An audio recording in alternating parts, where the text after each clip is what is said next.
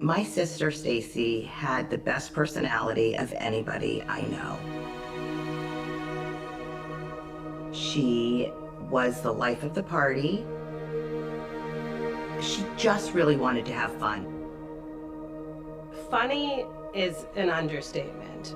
She was there to make people smile and feel happy around her. She would do anything to make you laugh. It looks like she has a doily on her head. This is the kind of stuff she did all the time. You see that smile? It's in every picture. It's contagious. I felt like a sister to her. And because of her incredible family, they allowed me to feel like a sister. Stacy's life dream was to have children and to be a mom. It was almost a given that that was her life path. I mean, she was incredible with children. Right after college, she was working in marketing. Every job she had was for a fundraising organization. Anything to help the greater good and help people. She did meet a guy that she ended up falling in love with and getting engaged to.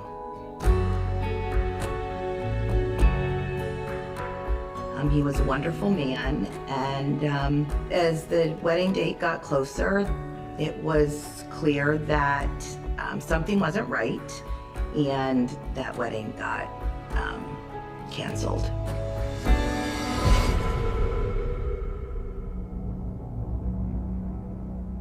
Stacy was devastated. She thought that this was the love of her life. Her biological clock started ticking very, very early. This was not part of her plan. Her plan included being married before she was 30, having kids before she was 30, and it threw her for a loop.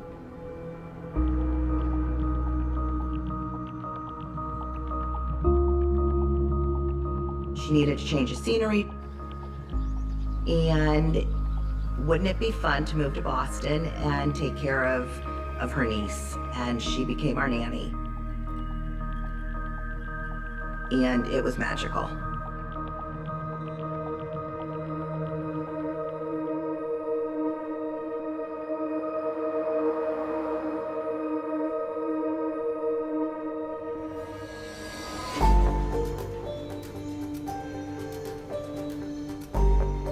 When I first met him, it was at our house. He was coming to pick her up for a date. He was very charming, very likable, and seemed to be enamored of her. On paper, he looked great. He's a good-looking guy, well-educated. They made each other laugh. She had high hopes for a change. I think she really loved the idea. She met him at the right time in her life, so. They went to Boston on their first date and drove around looking for a parking meter. And he had this little trick that will jimmy the parking meter so that you don't have to put money in it. And Stacy thought, wow, isn't that kind of cool? And I thought, I don't think that's cool at all. I think that's stealing. I didn't like that, and that was their very first date.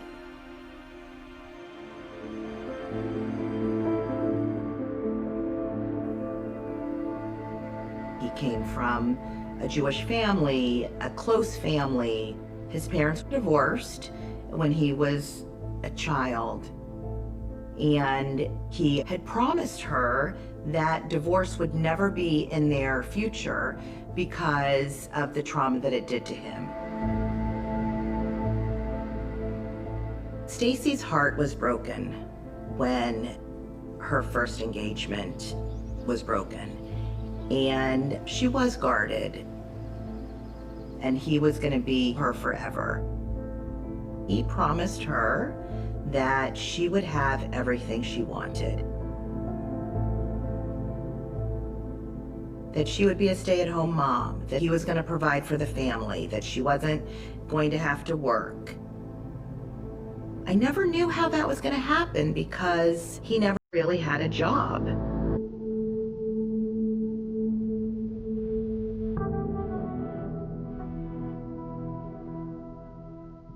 He was a bit of a scammer.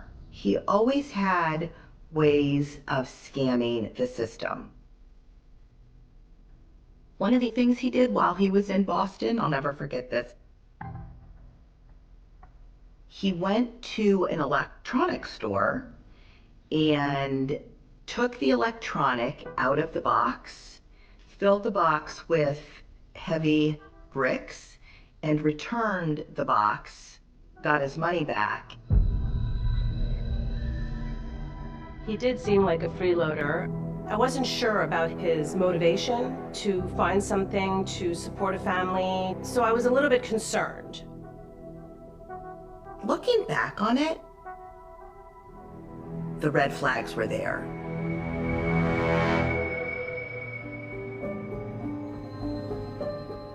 One night I had invited Stacy and him to come out for dinner with us, and Stacy really wanted to come out with us, and he refused.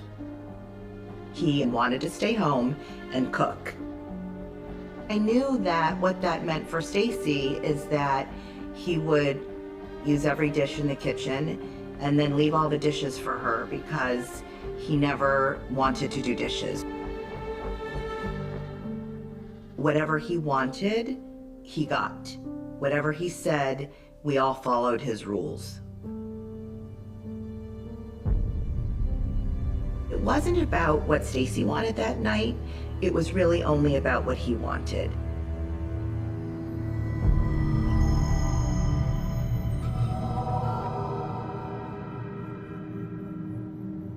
They decided they would move to Denver, Colorado.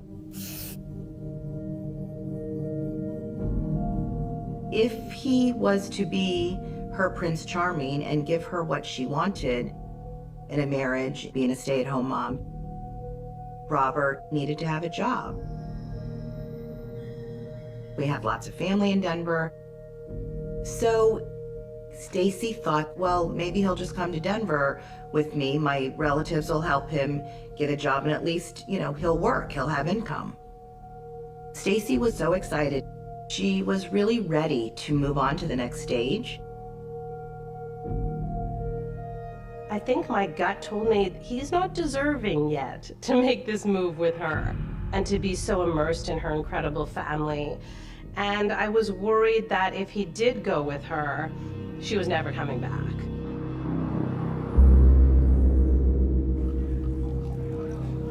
About a week before they were set to move, she and I went out for dinner together. And this is probably the one and only time I ever put myself out there like this with her. I said, "Are you sure you want him to come with you? You are moving to a new place. You have so many opportunities. Are you sure this is what you want?" And she said to me, and I will never forget it, she said, "Susan, he told me that he had a tough childhood and he had to take care of himself. And so he's number one in his book. He's always going to be number one." And I said, "Stacy, is that the kind of person that you want to marry?" And she said the typical, classic, textbook response. "He will change for me."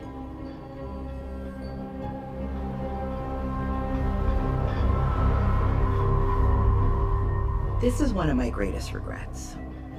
I think this is one of all of our greatest regrets, is that we didn't know what was happening. We didn't put it all together. Denver 911. What's your address? Please help me!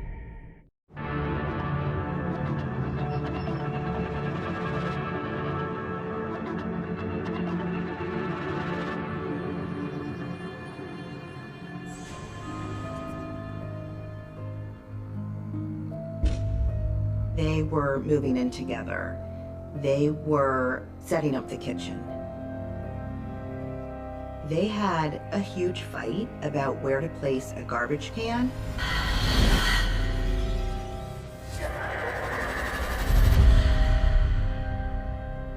He made it clear how he wanted things and how they were going to be.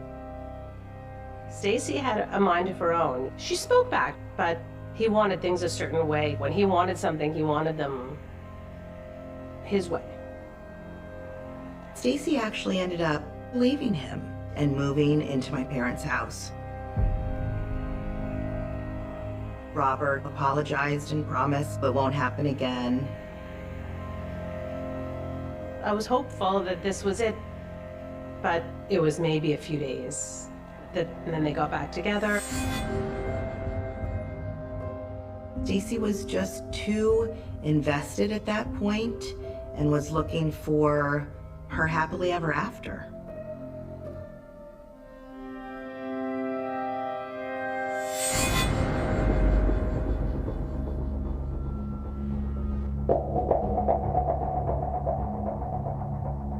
When she told me that she was engaged, my heart dropped.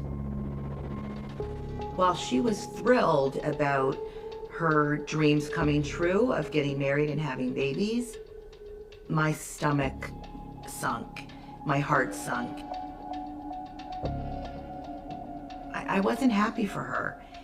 I pretended, I put on a show. I never shared my true feelings with her about her future. That's something that I regret to this day.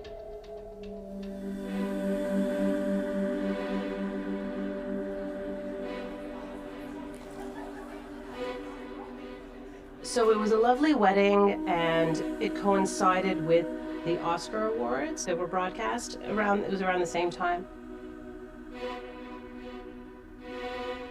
He had a really great speech.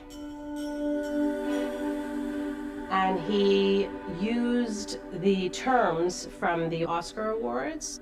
For example, producer, the director was his whatever. He would thank people and acknowledge them, the people in his life and his family, by giving them titles.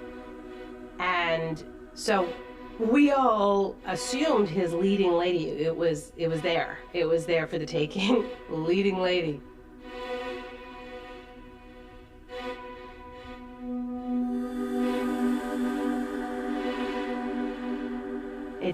It never happened. He never mentioned Stacy. It was devastating. It was embarrassing. She was mortified. Directly affected her, and that was, yeah, it was sad. It's a hard way to start.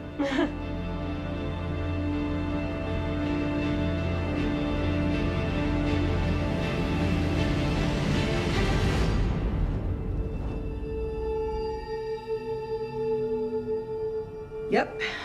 See her crown? She wanted to be a princess. That's her wedding day. Do you notice her smile is not quite the same smile that we saw in earlier photos? I wonder about that.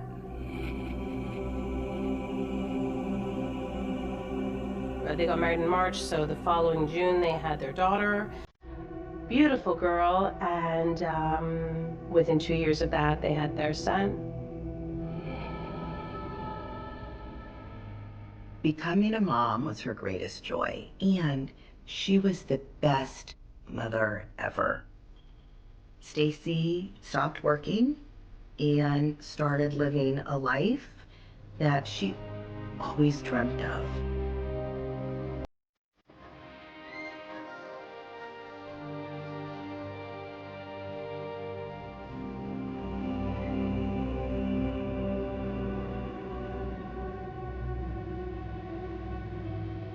His job was commission-based, so you really had to be motivated and work hard. He didn't. If he was home, I remember him sitting. That's the truth. I have visions of him just sitting on the couch in a bathrobe. He was never working. Stacy eventually went back to work. She got a great job again in the nonprofit industry, and she was doing exceptionally well. She did it because she needed to provide for her family. Her dream of being a stay-at-home mom was crushed. We knew he was a lowlife and wasn't going to provide, but then there was this whole other chapter that started.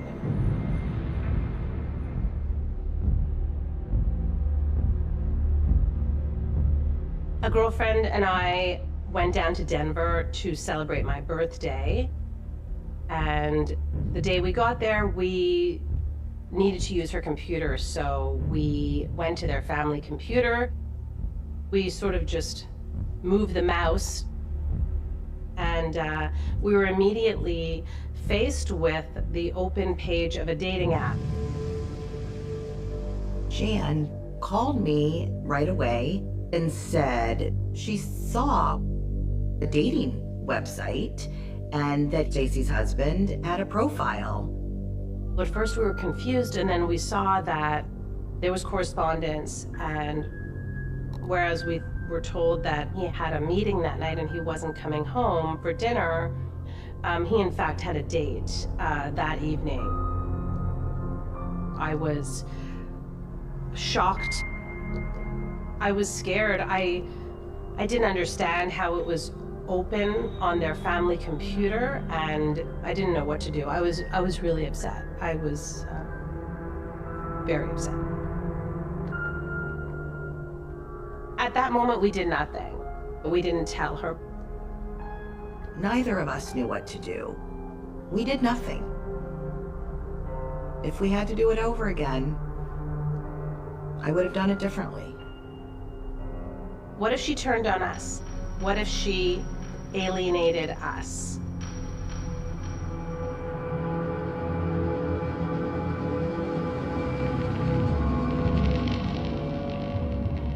I talked to Stacy every evening after she put the kids to bed. And there was this one night that we were doing our daily call, and the doorbell rang. She wasn't expecting anyone.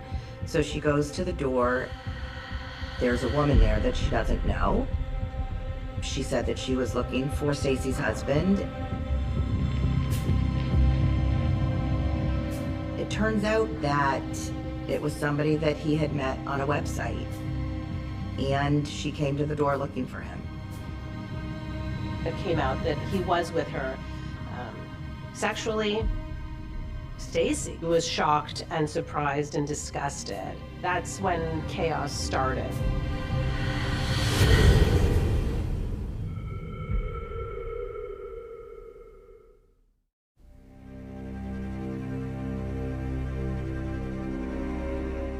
Stacy confided in me that she had found out about her husband's affair. He claimed he needed to get this sex wherever he could find it. As miserable and sad as she was more forgiving than maybe she should have been.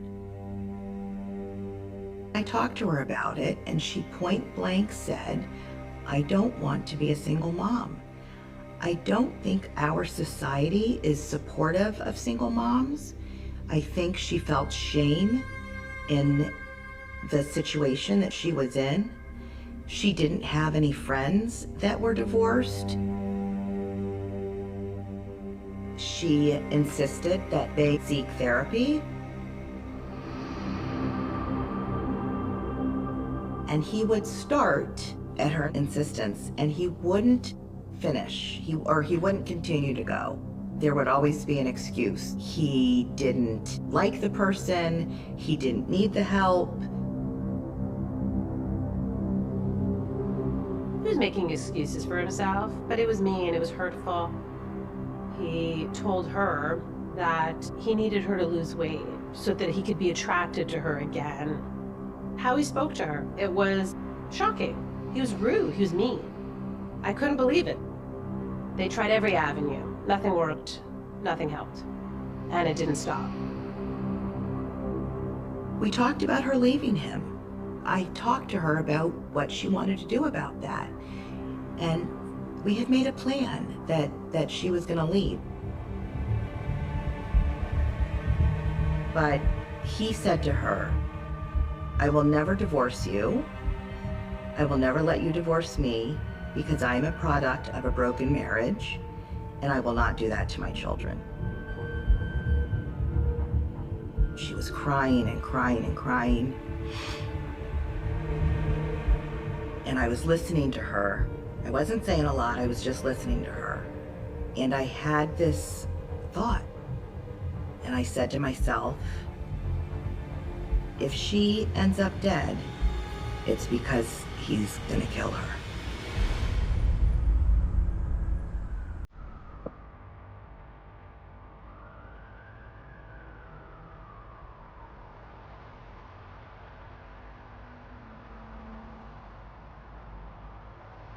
I had been divorced for many years. I had used several online dating sites, didn't have a whole lot of success with anything, and I thought I would try something new and try the Tinder app.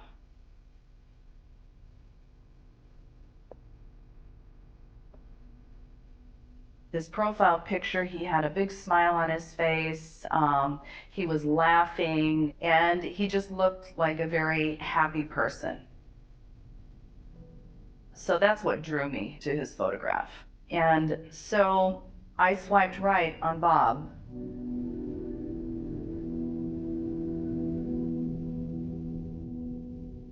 We met for coffee.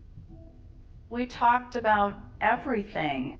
He had told me he was just separated. He had been separated for 2 years and they were both seeing other people. I also opened up about my life. I told him about my divorce situation. We talked about our careers, about our kids, what we were looking for in terms of relationship. And we talked about what we like to do for fun. Both of us love to go antiquing and just hang out in the city or go to the mountains. Bob and I really seemed to click. One Thursday, we were planning to get together at a wine bar after work. It was blizzarding that night. It was a really snowy night. And he said, why don't I just come to you?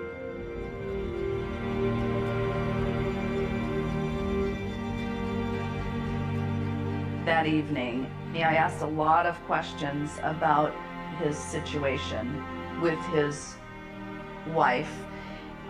He had explained to me that the reason that he separated from her was because she was an absentee mother. Bob had said, I'm always taking the kids skiing and to the mountains and camping, and she's really not involved, and I didn't sign up for that. I thought, Bob must be a really dedicated father.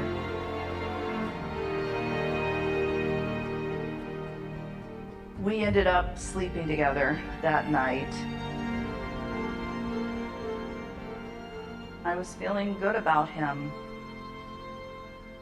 But 15 minutes later, he sat up in bed and said, I gotta go. I thought at that point, he's lying to me, he's married or something.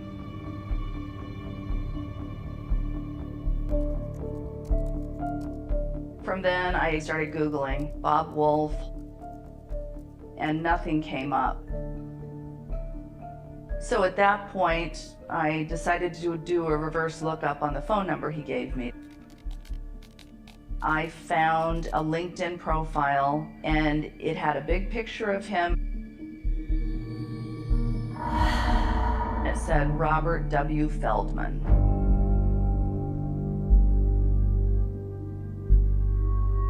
I started Googling his wife at that point.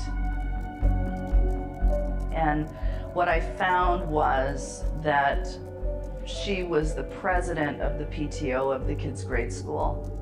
So not only was she not an absentee mother, but she was a really dedicated mother who volunteered her time.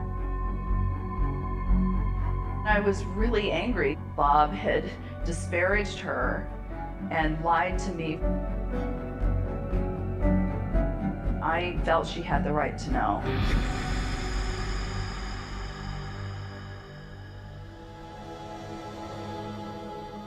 I wrote her an email and I said, Stacy, you don't know me, but I'm trying to find out if you and Bob are separated. If you're not, he's cheating on you. We slept together once and he blew me off after that. She wrote back at 8:30 and said, no, we are not separated. I'm done with him now. I've had it. I said, are you going to be okay? And she said, I have a really supportive family and lots of friends. I'll be fine. But I really do appreciate you reaching out. It was a good conversation. It was, I was feeling like I had done the right thing. I didn't know it could have such a devastating impact on so many people's lives.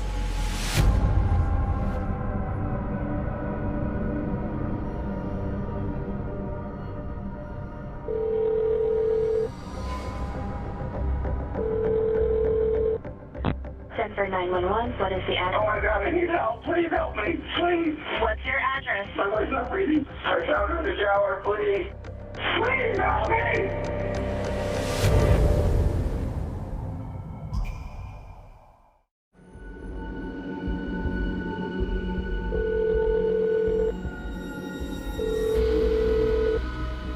I'm sending help out to you, sir.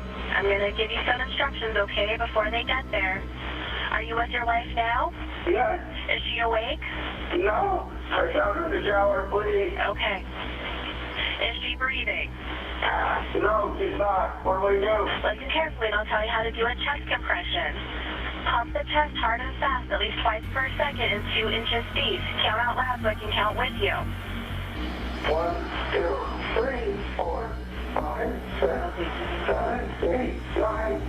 Oh, please help me, please. Okay, help is on the way, sir. Keep pumping, you're doing good. Please. 1, 2, 3, 4, 5. Oh, please, please, please, please, please, please.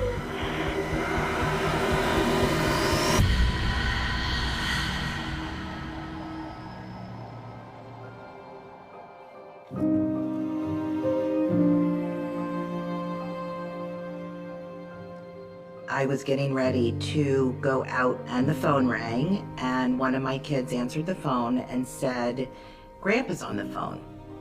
So I get on the phone and my dad says,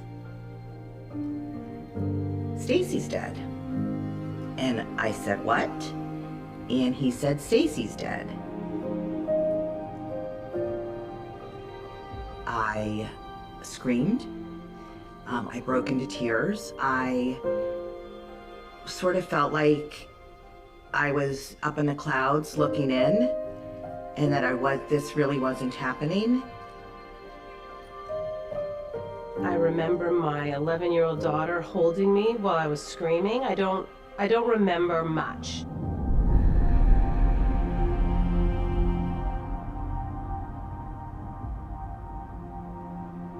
Stacy's husband told the detective that she wasn't feeling well and she didn't get out of bed that morning. And he took the children to school, and when he came home later in the afternoon is when he found her dead.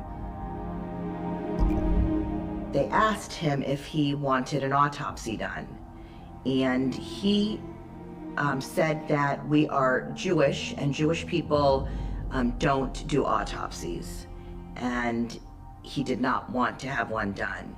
But it is just customary that when a young person dies without a history of illness, that an autopsy has to be done. It's mandatory.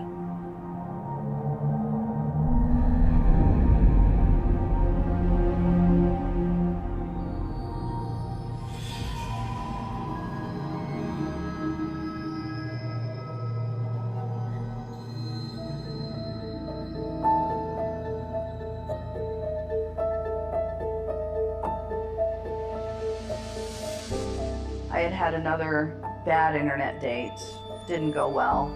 And I got home and I was just lying in bed on my phone and I thought, I wonder if they got divorced. So I Googled and her obituary came up pretty much immediately.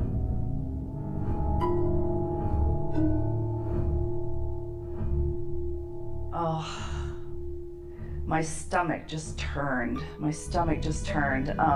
I looked at the date of her death and I realized that that was around the time I spoke to her. And so I went and looked at my email to her and I realized it was the same day.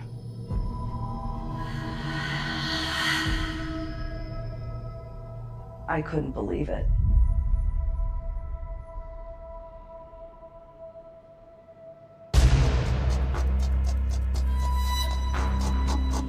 I looked up the number for Denver Homicide and they were very interested in what I had to say. I told him the whole story. He told me in the interview that the medical examiner had ruled her death undetermined.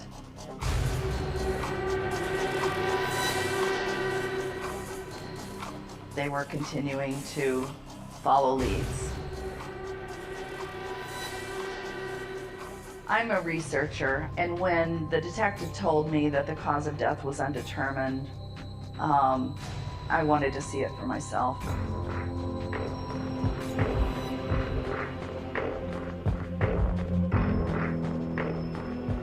I left the detective's office and I went to the medical examiner's office and I got a copy of the autopsy. I read the details and it said she had bruising about her head and upper body.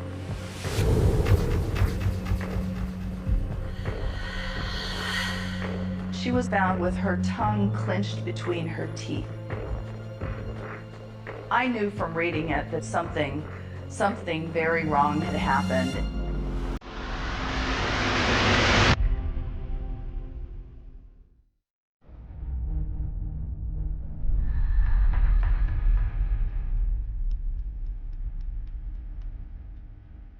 I wanted to closely examine the evidence, looking for clues that may have been not appreciated or missed as part of the initial investigation. Robert Feldman told the police that he came home and found his wife naked in the shower. Didn't know whether she drowned, fallen, had a heart attack.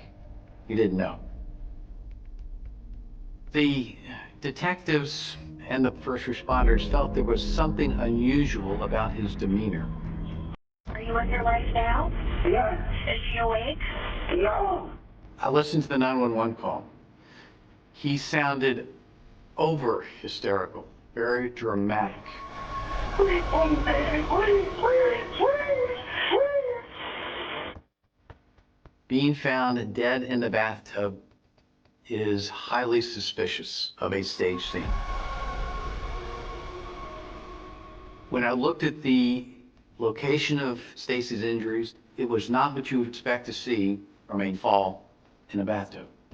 Too many, way too many. There were, we call them pattern imprints, pattern abrasions, which tells me that when those injuries were sustained, she was clothed. Yet, she is found naked in the bathtub. When I analyzed the photographs from the bathroom, I saw an imprint of some sort. That is what you expect to see with the sole of a shoe. Why would your boots be inside of the bathtub? The only reason is if you were trying to pull someone into the tub. She had injuries to her eyes from increased pressure that you see during strangulation. More than 50 in each eye. She had bruises on the arms, consistent with her arms being held down while she's being assaulted. This was, in fact, death from strangulation or suffocation. It was clear to me that one, this was a staged crime scene, and two, that Stacy Feldman had been murdered.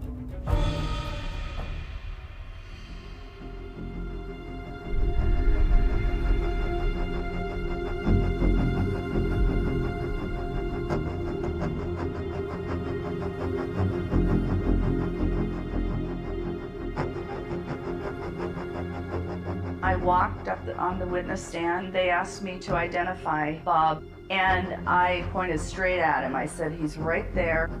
And I looked him right in the eye, and he just stared at me, a very blank stare. There was no emotion, no nothing.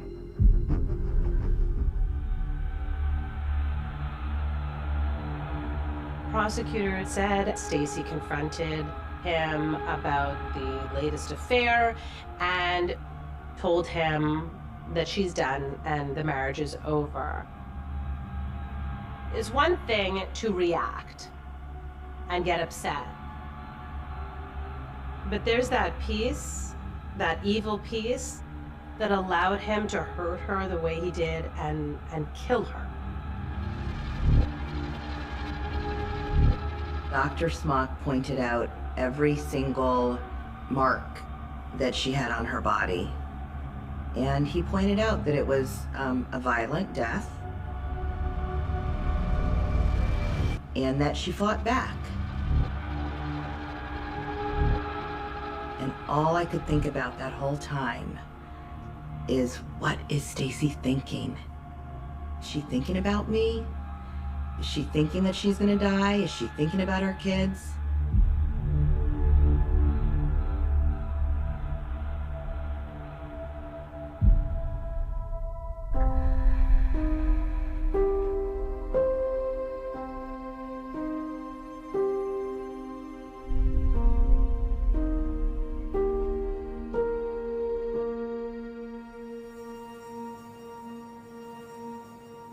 I had no idea how I managed those 7 years between him killing her and hit the verdict, because of delays that his lawyer was able to get for him, because of financial delays, because of COVID. We had years of being in limbo. Every time we thought we were going to get close, we would get our hopes up and think that it was going to come to an end, and then we would be crushed again. After the verdict, we were shocked, we were stunned, we were speechless. We were elated. I felt free. I felt that I could breathe again. The fog was lifted. I am very grateful that Susan McBride came forward. It put the pieces together to make it make sense. Susan McBride is my hero. What she did, how she came forward, I will forever be indebted to her and grateful.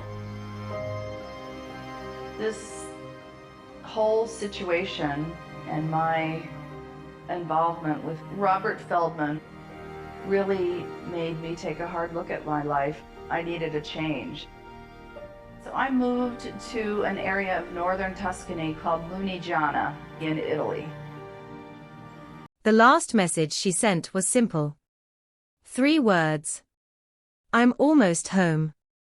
It was 9:42 p.m. in the quiet suburbs of Tacoma, and the streetlights were already humming against the damp Washington air. The rain had stopped an hour earlier, leaving the asphalt slick, reflecting amber halos beneath each pole like watchful eyes. 16-year-old Emily Carter was walking the final stretch from her friend's house, earbuds in, hoodie pulled tight, unaware that those 3 words would become the last confirmed trace of her existence. By morning, her bed was still perfectly made. Her backpack was missing. Her phone went straight to voicemail. And her mother's voice, shaking as she dialed 911, carried the first tremor of what would soon erupt into a community-wide shockwave. Washington 2019 disappearance solved. The headline would not exist for years. In 2009, it was only this: missing. 16. No witnesses. No answers. Police canvassed the neighborhood before the sun had fully burned through the low gray clouds. Officers knocked on doors along Maple Street, flashlights still in hand, asking if anyone had seen a teenage girl walking alone the night before. Most neighbors had been inside, watching late-night television, listening to rain tap against their windows. No one heard a scream. No one reported a struggle. No shattered glass. No blood on the pavement. Just silence. A vanishing in under 6 blocks. Emily was not a runaway. Teachers described her as quiet but driven. A junior with plans for college. A volunteer at the local animal shelter. No history of rebellion, no secret boyfriend, no online drama that investigators could immediately uncover. Her social media accounts were mundane: selfies, homework complaints, inside jokes with friends. The kind of digital footprint that fades into the noise. Nothing screamed danger. Yet something had intercepted her in that narrow corridor between a friend's driveway and her own front porch. Detectives reconstructed her last movements with forensic precision. She left her friend Sarah's house at 9:31 p.m. Security footage from a nearby gas station captured a lone figure in a dark hoodie crossing the intersection at 9:38. The timestamp flickered slightly, distorted by rain. The image was grainy. The face invisible. But the gait, the backpack slung over one shoulder, it was her. After that frame, the trail dissolved. Search dogs traced her scent along the sidewalk for nearly 2 blocks, before circling in confusion near a patch of curb where tire marks overlapped in chaotic patterns. It was a residential street. Cars came and went constantly. No clear skid. No obvious drag marks. Just a faint scent that ended abruptly, as if she had stepped off the earth. Within 48 hours, the story exploded across Washington. Local news anchors used phrases like mysterious disappearance and community on edge. Volunteers formed search parties. They combed wooded areas bordering the neighborhood, their boots sinking into wet soil, calling her name into thickets that swallowed sound. Helicopters scanned from above. Nothing. Her phone last pinged a tower less than a mile from her home at 9:44 p.m. Then it went dark. Not powered off. Not smashed and recovered. Just dark. As if someone had known exactly how to erase a signal without leaving behind a corpse or a clue. Rumors ignited faster than facts. A white sedan reported idling near the intersection. A middle-aged man seen arguing with someone days earlier. An unfamiliar van cruising slowly after dusk. Each tip poured into the police hotline, each one investigated, most collapsing under scrutiny. The white sedan belonged to a nurse finishing a late shift. The argument turned out to be about a barking dog. The van. A delivery driver lost in the rain. Weeks stretched into months. The posters faded, edges curling under relentless Pacific Northwest drizzle. Have you seen me? Stared from telephone poles, grocery store bulletin boards, church doors. Her eyes, bright, hopeful, became a symbol of suspended time. Detectives dug deeper into digital forensics. They subpoenaed chat logs, combed through emails, analyzed deleted messages. One conversation stood out. A username with no profile picture, no mutual friends.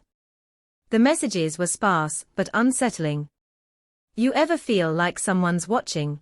It had written 3 weeks before she vanished. Emily responded with a laughing emoji. That's creepy. The account was traced to a public library computer. No surveillance footage remained by the time investigators pulled the logs. Data overwritten. Another dead end. The FBI joined the case by early 2010, labeling it a potential abduction. Behavioral analysts suggested opportunistic predator. A transient passing through. Someone who knew the area's blind spots. But there was no ransom note. No demand. No body discovered in nearby forests or waterways. It was as if the earth itself had conspired to keep a secret. The Carter family home transformed into a vigil headquarters. Candles flickered nightly along the sidewalk. News vans parked at the curb, their satellite dishes tilted toward the sky like metallic sunflowers. Emily's mother spoke through tears, voice cracking but resolute. "If you have her, please just let her come home." Her father stood beside her, jaw clenched, eyes hollowed by sleeplessness. Hope became oxygen. Thin, fragile, but necessary. Years passed. 2011, 2012. The case cooled in the public eye, though detectives insisted it remained active. Files thickened. Leads thinned. New technology emerged, advanced DNA databases, improved cell tower triangulation, but without physical evidence, science had nothing to test. Then, in 2014, a hiker reported discovering a backpack in dense woods 20 miles south, near the outskirts of Olympia. It was weather-worn, partially buried beneath moss and fallen branches. Inside, a water-damaged notebook, a cracked compact mirror, and a school ID card. Emily Carter. The news detonated like a bomb in a town that had learned to whisper her name softly. Investigators sealed off the area. Forensic teams sifted soil inch by inch. No skeletal remains. No clothing scraps beyond what was in the bag. The placement raised questions. How had it traveled 20 miles from her last known location? Thrown from a vehicle. Carried deliberately. The decomposition of the fabric suggested years of exposure, but not necessarily since 2009. Someone could have planted it later. Fibers found on the strap did not match any known samples from the Carter household. A partial male DNA profile was extracted from the zipper. Incomplete. Not enough for a direct match. It entered CODIS and waited. The discovery shifted the narrative. This was no runaway. No voluntary disappearance. This was a crime. Investigators re-interviewed everyone from 2009. Friends now older, voices steadier, but memories blurred by time. One recalled a dark pickup truck parked unusually close to the sidewalk that night. Another remembered Emily mentioning she felt weird the week before, like someone had followed her home from school. None of it had seemed urgent then. Now, each recollection felt heavy, charged with guilt. A name surfaced repeatedly in anonymous tips, a former construction worker, who had lived 3 blocks away in 2009, a man with a prior assault charge, who moved out of state abruptly in 2010. Detectives tracked him to Boise. He denied involvement. Provided an alibi, working night shifts at a warehouse the evening Emily vanished. Payroll records confirmed it. Surveillance footage long deleted. No physical evidence tied him to the backpack. Suspicion lingered, but suspicion was not proof. The case entered its 5th year. Then its 6th. Headlines resurfaced annually on the anniversary of her disappearance. Cold case remains unsolved. Family still waiting. The community carried the weight like a scar, visible only if you knew where to look. In 2017, advancements in genealogical DNA testing cracked open decades-old mysteries across the country. Detectives revisited the partial profile from the backpack. It was degraded but potentially viable for familial matching. They partnered with a private lab. The sample was reprocessed, amplified, fed into emerging databases. Months ticked by with no breakthrough. Behind closed doors, frustration mounted. Detectives retired. New ones inherited the file, flipping through thousands of pages chronicling a girl who never made it 6 blocks home. Each new investigator felt the same chill reading the timeline. 9:31 p.m. leaves friend's house. 9:38 p.m. seen on camera. 9:44 p.m. phone ping. Then nothing. In 2019, 10 years after that rain-slick night, a call came from the lab. A partial familial hit.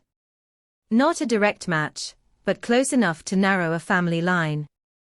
The surname traced back to a cluster of relatives across Washington and Idaho.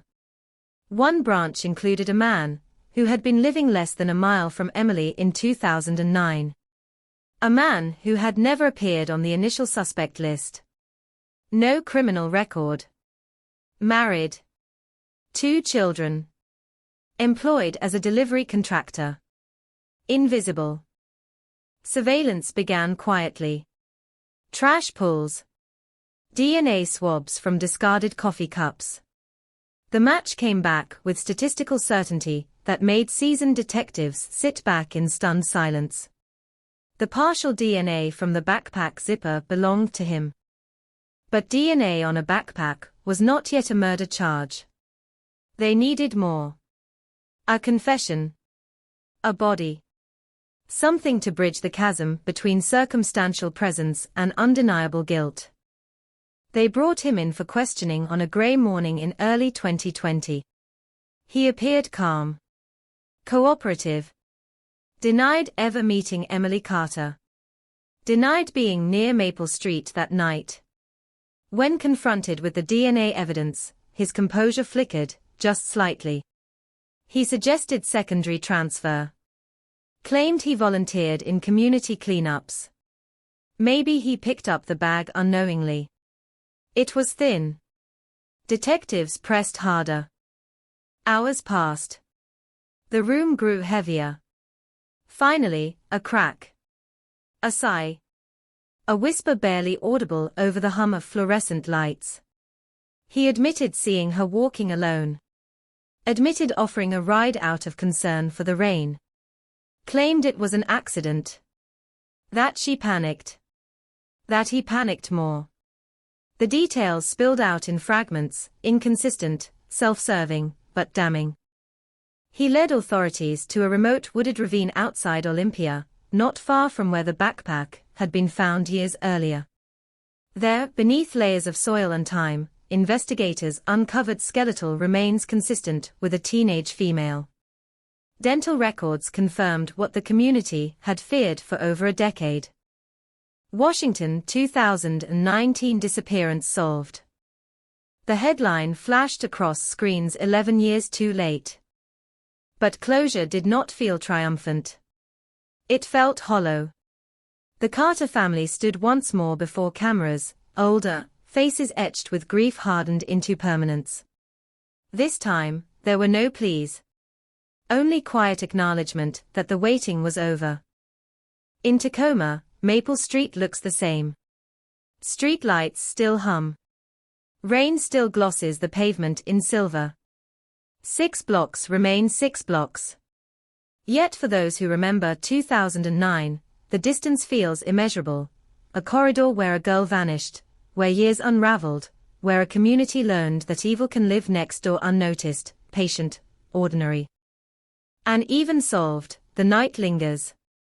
Because every time the rain falls and a teenager walks home alone, someone remembers 3 words sent into the dark. I'm almost home. The confession did not arrive like thunder. It came slowly, reluctantly, dragged into the light under the weight of evidence that had slept for more than a decade. In the sterile interview room in Tacoma, the air felt recycled, stale, thick with 11 years of unanswered questions. Detectives leaned forward, elbows on metal table, watching every twitch in his jaw, every flicker in his eyes. On paper, he had been invisible in 2009. No priors. No red flags. A delivery contractor who knew the back roads, the cul-de-sacs, the blind curves where streetlights dimmed and shadows pooled. He said he saw her walking alone. Said the rain made him nervous for her. Said he slowed down out of concern. The words sounded rehearsed, fragile. He described her hesitation at the passenger door, the moment she supposedly agreed to get in. He insisted it was brief, that he only meant to drive her a few blocks closer to home. But timelines didn't align. Her phone pinged a tower in the opposite direction of her house. His vehicle's maintenance records placed him on a delivery route that passed nowhere near Maple Street that night. The story cracked under pressure. Detectives shifted tactics.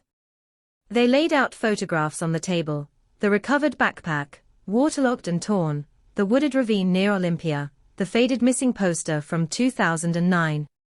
Her 16-year-old smile stared up at him. For the first time, he looked away. Outside the station, news vans gathered again, satellite dishes angled toward a sky that threatened rain.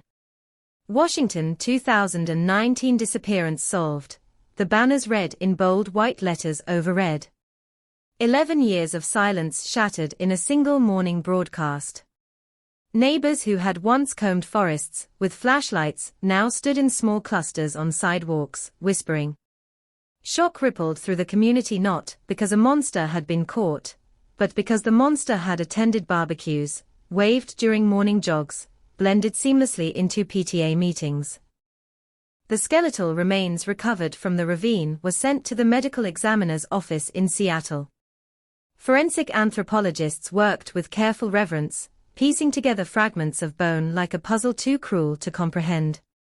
The soil analysis suggested she had been buried within days of her disappearance. Not transported years later. Not relocated after media attention faded.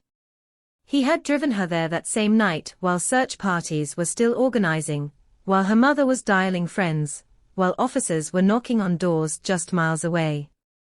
Cause of death could not be determined with absolute certainty after so many years.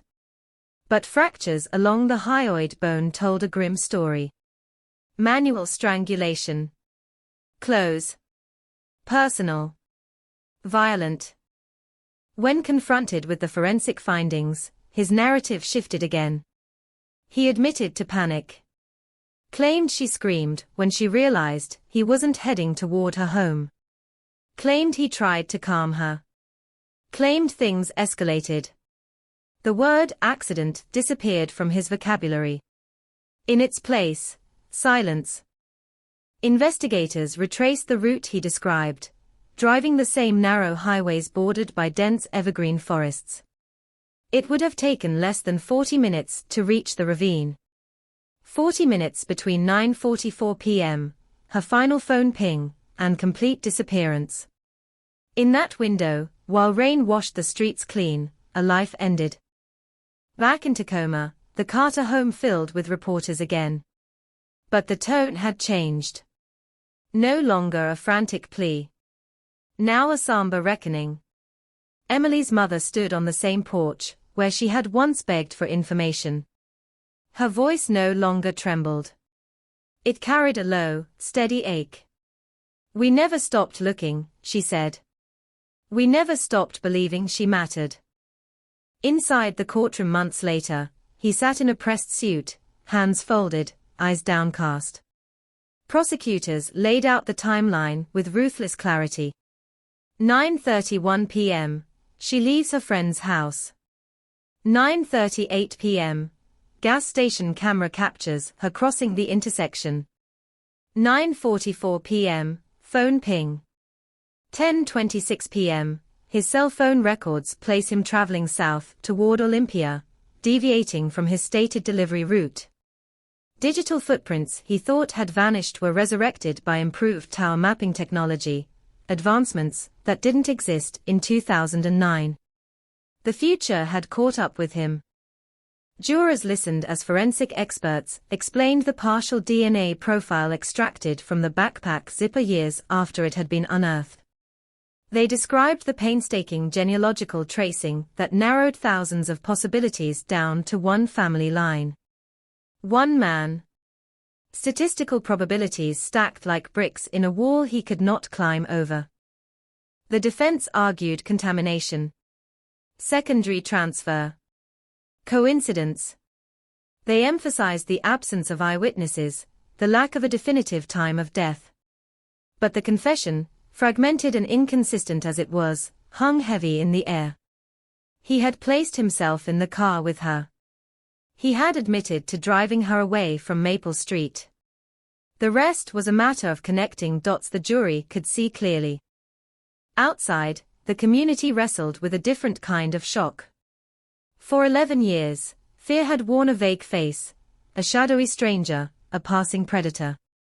Now it had a name, a history, a house just blocks away. Parents replayed memories.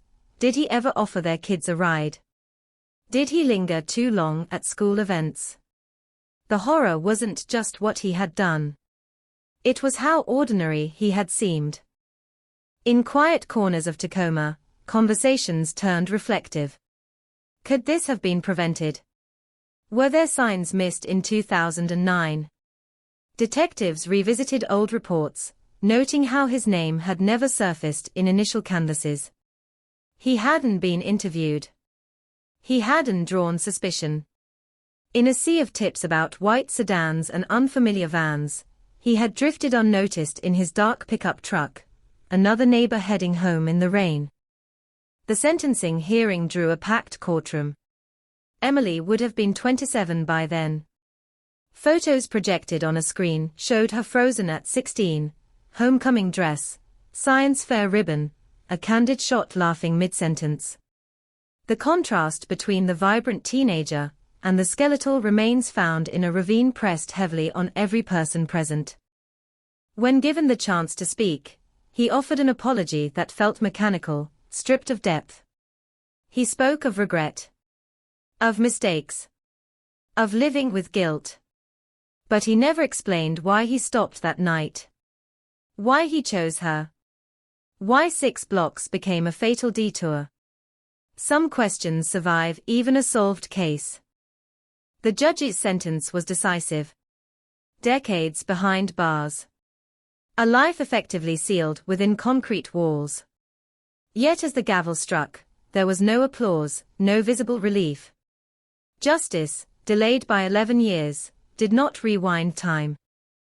After the trial, workers removed the last faded missing posters from utility poles along Maple Street. The paper tore easily, weakened by weather and years. Beneath them, the wood was lighter, protected from sun and rain, a ghostly outline marking where hope had once clung stubbornly. At the wooded ravine near Olympia, a small memorial now stands. Wildflowers. A laminated photograph. A handwritten note that reads, "You should have made it home." The forest remains indifferent, wind threading through branches, erasing footprints as quickly as they appear. In Tacoma, teenagers still walk those 6 blocks after dark. Parents still glance at clocks when curfews approach. The street lights still hum. But there is an undercurrent now, a memory embedded in asphalt and rain. A reminder that evil does not always roar. Sometimes it rolls down a window and offers a ride. Washington 2019 disappearance solved. The headline closes the file, but it does not silence the echo. Because for 11 years, a family lived suspended between hope and dread. For 11 years, a community searched woods and watched strangers and whispered theories. And in the end, the answer had been parked quietly among them all along. The rain falls again over Tacoma, washing Maple Street in silver light. And somewhere in that reflection, if you look long enough, you can almost see a shadow crossing the intersection at 9:38 p.m., 6 blocks from safety, 3 words away from home. Long before the arrest, before the DNA breakthrough, before the word "solved" ever crawled across television screens, there was only a stretch of wet pavement and a clock that would not stop ticking in the Carter household. In 2009, the case had a different headline: Washington teen vanishes without a trace, and in those first 72 hours, every second felt like it could still change the ending. At 2:17 a.m., patrol units were still circling the blocks around Maple Street in Tacoma. Officers shone spotlights into backyards, scanning fences, checking unlocked sheds. The night smelled of damp cedar and gasoline. Porch lights flicked on one by one as word spread. A girl hadn't made it home. 6 blocks. That was all. Emily's mother rode in the front seat of a squad car before dawn, retracing what should have been a routine walk. She pointed to the cracked section of sidewalk where her daughter used to hop over puddles. She stopped at the intersection, where the gas station camera had captured that final grainy image. The timestamp glowed in white digits, 9:38 p.m. The last proof she was still moving under her own power. Detectives worked fast because statistics were merciless. The first 48 hours in a suspected abduction are critical. After that, probabilities shift. Hope narrows. They pulled traffic cam footage from nearby arterials leading toward Seattle and south toward Olympia. They catalogued every vehicle passing within a 20-minute window. Hundreds. Sedans, pickups, delivery vans. Rain blurred license plates into streaks of light. Inside the Carter home, the kitchen table became a command center. Phones charging. Legal pads filling with scribbled names and numbers. Friends cycled through in tears, replaying the night again and again. Sarah, the last person to see Emily alive, described the goodbye in painful detail. A hug. A joke about a math test. Nothing unusual. Nothing heavy. If there had been a shadow trailing her friend down the sidewalk, she hadn't seen it. Search teams expanded outward in widening circles. Bloodhounds picked up Emily's scent from the sleeve of a sweatshirt and tracked it with urgent focus. Down Maple, past the intersection, along the curb where tire impressions overlapped in muddy confusion. Then the dogs faltered. They circled. Whined. The scent ended abruptly near the street. Investigators marked the spot with a small orange cone. It felt insignificant at the time. Later, it would become the center of everything. The press conference on day 3 drew a larger crowd than anyone expected. Microphones bristled in front of the podium outside Tacoma Police Headquarters. "We are treating this as a suspicious disappearance," the chief announced. The word suspicious hung heavy. Not runaway. Not miscommunication. Suspicious. Rumors multiplied. A white sedan creeping through the neighborhood. A man asking for directions earlier that week. A delivery truck idling too long at a stop sign. Detectives chased each lead, documenting alibis, clearing names, building a map of possibility that grew more tangled by the hour. Emily's phone records were dissected. Her last outgoing text, "I'm almost home," time-stamped at 9:42 p.m. The cell tower ping at 9:44 placed her signal not north toward her house, but slightly south. A deviation of less than a mile, but enough to twist the timeline. Investigators theorized she could have stepped into a vehicle voluntarily, perhaps believing it belonged to someone she knew. No signs of struggle on the sidewalk supported that grim possibility. Meanwhile, the rain returned, steady and relentless, softening soil, erasing impressions. Potential footprints dissolved. Fibers washed into gutters. Nature, indifferent and efficient, began its quiet cleanup. By week 2, the FBI's Child Abduction Rapid Deployment Team arrived. Agents set up temporary offices, laptops open, maps pinned to corkboards. Behavioral profilers considered scenarios. Opportunistic predator. Someone familiar with the neighborhood's layout. Someone who knew how quickly rain could erase evidence. The working theory hardened. She had been taken in a vehicle. Roadblocks were established briefly on highways leading out of Tacoma. Officers distributed flyers at gas stations from Tacoma to Olympia.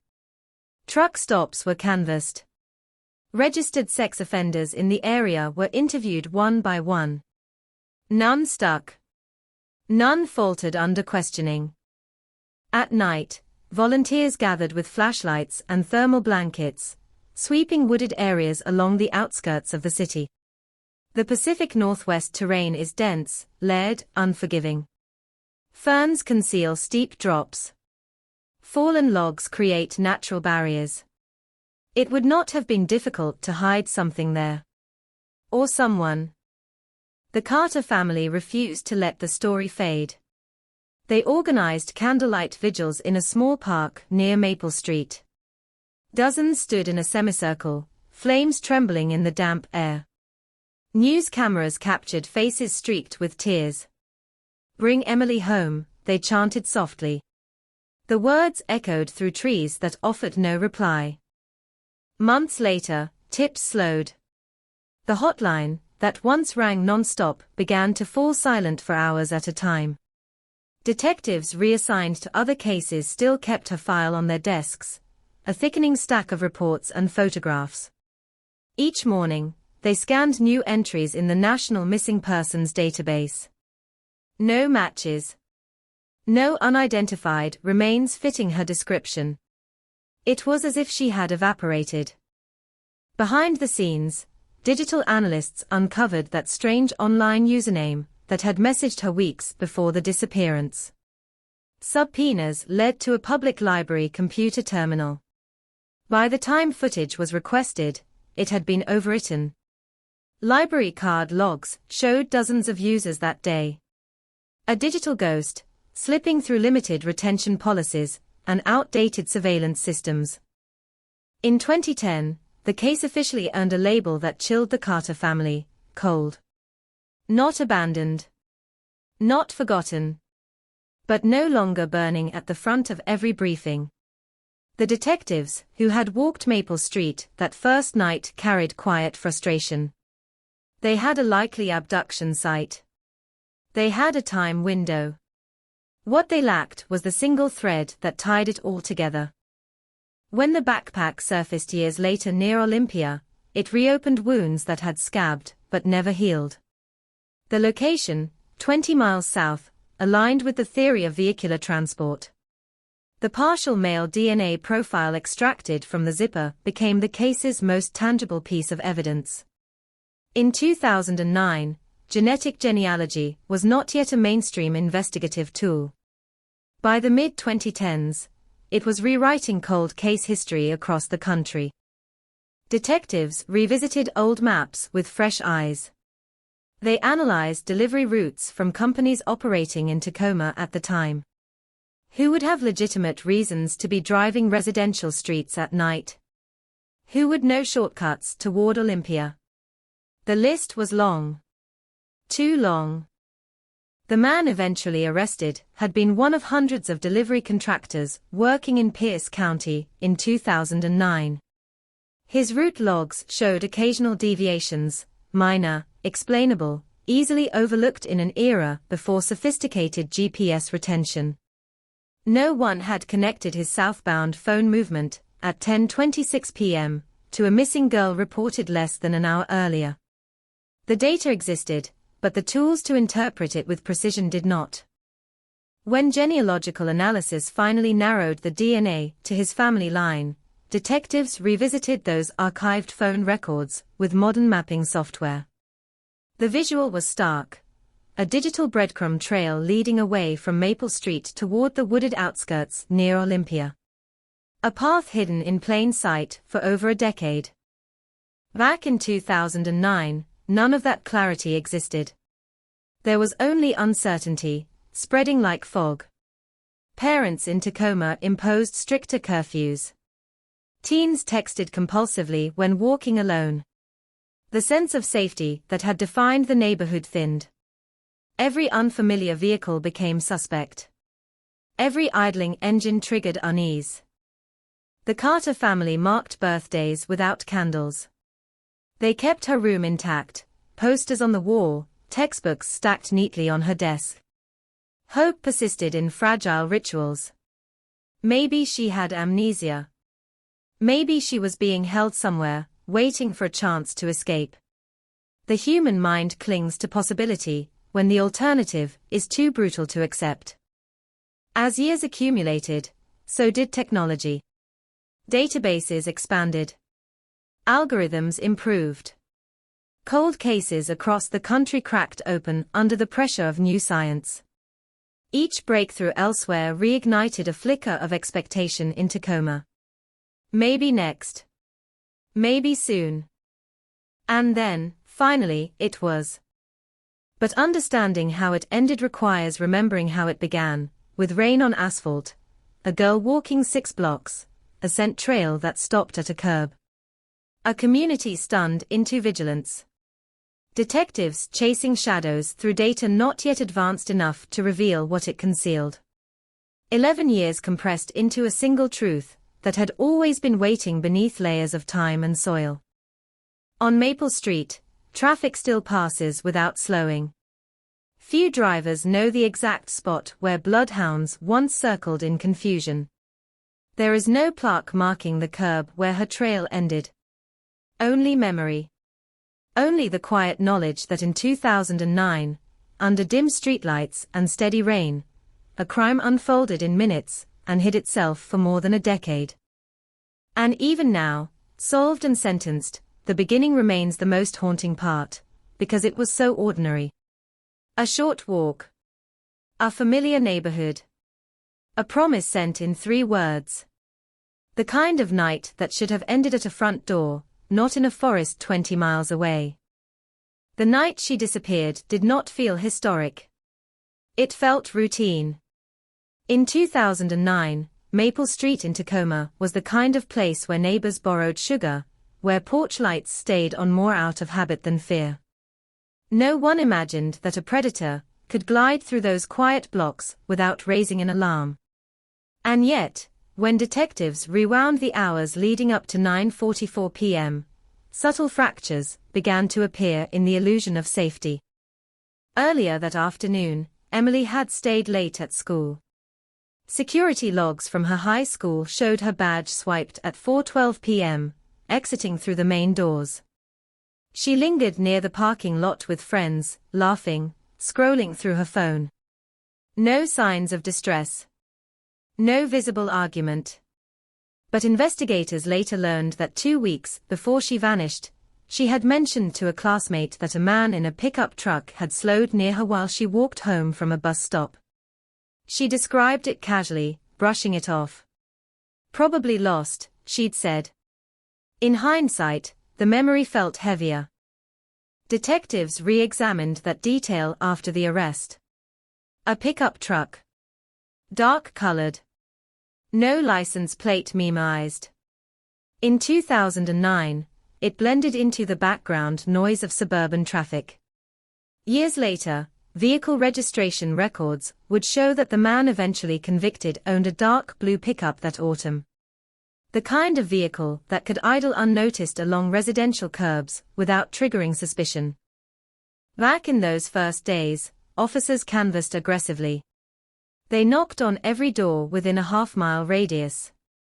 They asked about strange vehicles, unfamiliar faces, unusual sounds.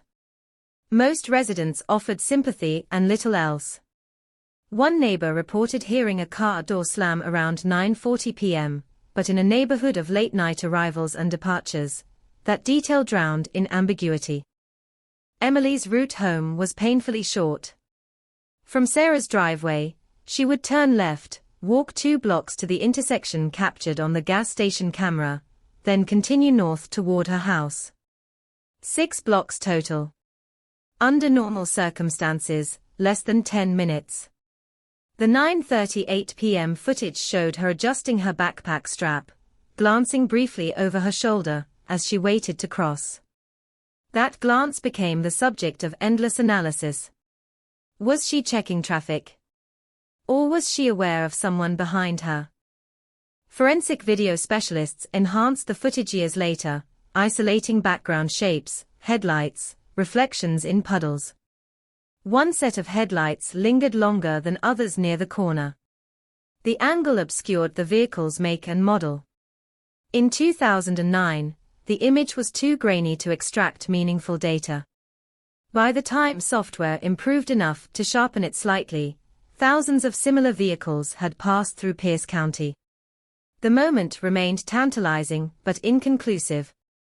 While detectives worked the physical scene, digital analysts began reconstructing her online life. Her laptop revealed ordinary teenage concerns, college searches, music playlists, group chats about homework.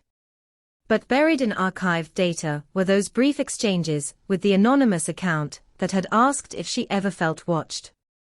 The language was vague, probing. Investigators could not definitively link that account to the man later arrested, but its tone echoed uncomfortably with the predator profile that emerged after his confession. Meanwhile, the man himself was living less than a mile away, following news updates like everyone else. He attended community meetings where residents discussed safety precautions. He nodded solemnly during moments of silence. He reassured his own family that the neighborhood was still safe. The audacity of proximity became one of the most chilling aspects of the case once it unraveled. In early 2010, detectives interviewed dozens of delivery drivers operating in Tacoma that fall. Records were incomplete. Many companies retained route data for only a few months. GPS tracking was less sophisticated, often overwritten. The man's name did not stand out. He had no criminal record to elevate suspicion. He answered routine questions, if he was even asked at all. There is no transcript proving he was thoroughly scrutinized in those early weeks. If he was questioned, he blended in seamlessly. As years passed, the Carter family clung to incremental developments. When the backpack surfaced near Olympia in 2014, hope and dread collided violently. The location was remote, but accessible by vehicle. A narrow dirt turnout led toward a ravine dense with brush. Soil analysis later confirmed the burial depth suggested haste, not meticulous planning. He had likely chosen the site because it was familiar from delivery routes, isolated, shielded by trees, unlikely to attract casual hikers. The backpack itself told a quiet story. The zipper bore microscopic skin cells, trace DNA invisible to the naked eye. Technology in 2009 could have detected it, but without a suspect to compare it to, it would have remained a floating profile in a database of millions. It entered CODIS and waited, dormant, until genealogical methods opened a new investigative frontier. When detectives finally matched the DNA to his family line, they began reconstructing his movements in 2009 with renewed intensity. Phone records showed his device connecting to a tower south of Tacoma around 10:26 p.m., consistent with travel toward Olympia. He had claimed in later questioning that he was working late deliveries. But archived payroll data contradicted his timeline. His assigned route that evening was northbound. The deviation, once invisible in a sea of data, now glowed like a warning flare. Investigators also uncovered a detail that had been overlooked in 2009, a minor traffic citation he received 3 weeks after Emily disappeared. The stop occurred less than 5 miles from the ravine where her remains were eventually found. At the time, it was irrelevant. A routine infraction. Years later, it became part of a mosaic suggesting familiarity with that secluded corridor. During his 2020 interrogation, when pressed about why he drove south that night, he hesitated before offering a weak explanation about a shortcut. Detectives had maps laid out in front of him. There was no logical shortcut leading from Maple Street to that ravine unless you intended to go there. The silence that followed stretched long and suffocating. Back in Tacoma, the emotional timeline ran parallel to the investigative one. The Carters endured holidays with an empty chair at the table. They marked graduations that never happened. Emily's classmates moved on, college, careers, marriages, while her image remained frozen at 16 on faded posters. The unresolved nature of the case created a peculiar kind of trauma, grief suspended in uncertainty. When the arrest finally came, some residents felt relief, others disbelief. How could someone so ordinary harbor such violence? He had coached youth sports briefly. He had volunteered at neighborhood cleanups. His social media portrayed family vacations and backyard barbecues. The dissonance between appearance and reality unsettled even seasoned investigators. Forensic testimony during the trial revealed additional chilling details. Soil particles found embedded in the treads of boots recovered from his storage unit matched mineral compositions unique to the ravine site. The boots were old, worn, stored among camping gear. He claimed he hiked frequently. The prosecution countered with data showing he had no documented park permits or hiking logs in that region beyond the period surrounding 2009. Piece by piece, the narrative tightened. Not a random drifter. Not an unknown outsider. A man who had watched the neighborhood, who understood routines, who recognized vulnerability in a teenage girl walking alone under dim streetlights. His confessions stopped short of full transparency. He never fully articulated intent. He framed the encounter as spontaneous. But the southbound drive, the chosen burial site, the immediate concealment of her belongings suggested preparation, or at least ruthless decisiveness. And yet, even with conviction secured, fragments of uncertainty lingered. Did he target her specifically, or was she simply there? Had he followed her before that night? Were there other near misses no one reported? Investigators found no concrete evidence linking him to additional crimes, but the possibility hovered uncomfortably in community conversations. Today, Maple Street carries on. Children ride bikes past the intersection captured on that grainy 9:38 p.m. frame. The gas station has upgraded its cameras, high definition, cloud stored, less forgiving to predators who assume darkness is enough. Technology evolves. Neighborhood watch apps ping instantly with alerts. Yet the lesson remains stark. Safety can fracture in seconds. In the forest near Olympia, the ravine looks unchanged. Moss blankets fallen branches. Rain filters through evergreen canopies. The small memorial near the site stands quiet, flowers replaced periodically by hands that refuse to forget. Wind moves through the trees with a sound that almost resembles a whisper. The case is solved. The sentence is served in concrete and steel. But the deeper reverberation endures in subtler ways, in the way parents insist on tracking apps, in the way teenagers text when they arrive home, in the way neighbors glance twice at unfamiliar vehicles. Because the most terrifying truth uncovered in part 4 of this story is not just what he did. It is how effortlessly he existed among them, how close he lived to the curb where the scent trail ended, how ordinary evil can appear until science, patience, and time strip away its camouflage. And if you stand at that intersection in Tacoma at night, watching headlights sweep across wet pavement, you can still feel the echo of 9:38 p.m., a fleeting image on a grainy screen, a glance over a shoulder, a moment that could have passed unnoticed forever if technology had not caught up with a man who believed the rain had washed his crime away. Long after the conviction, investigators continued to dissect the timeline, not for the courtroom, but for understanding. Because even when a case is stamped closed, the unanswered seconds still matter. In 2009, between 9:38 p.m. and 9:44 p.m., something shifted. 6 minutes. That was the window in which Emily Carter disappeared from Maple Street in Tacoma and entered a nightmare no one witnessed. Detectives returned to the original dispatch logs from that night. 9:52 p.m., her mother calls her phone again. No answer. 10:03 p.m., she calls Sarah's house, asking if Emily left yet. 10:11 p.m., she steps onto the porch, scanning the sidewalk illuminated by a single yellow bulb. 10:17 p.m., first call to 911, voice tight, but controlled.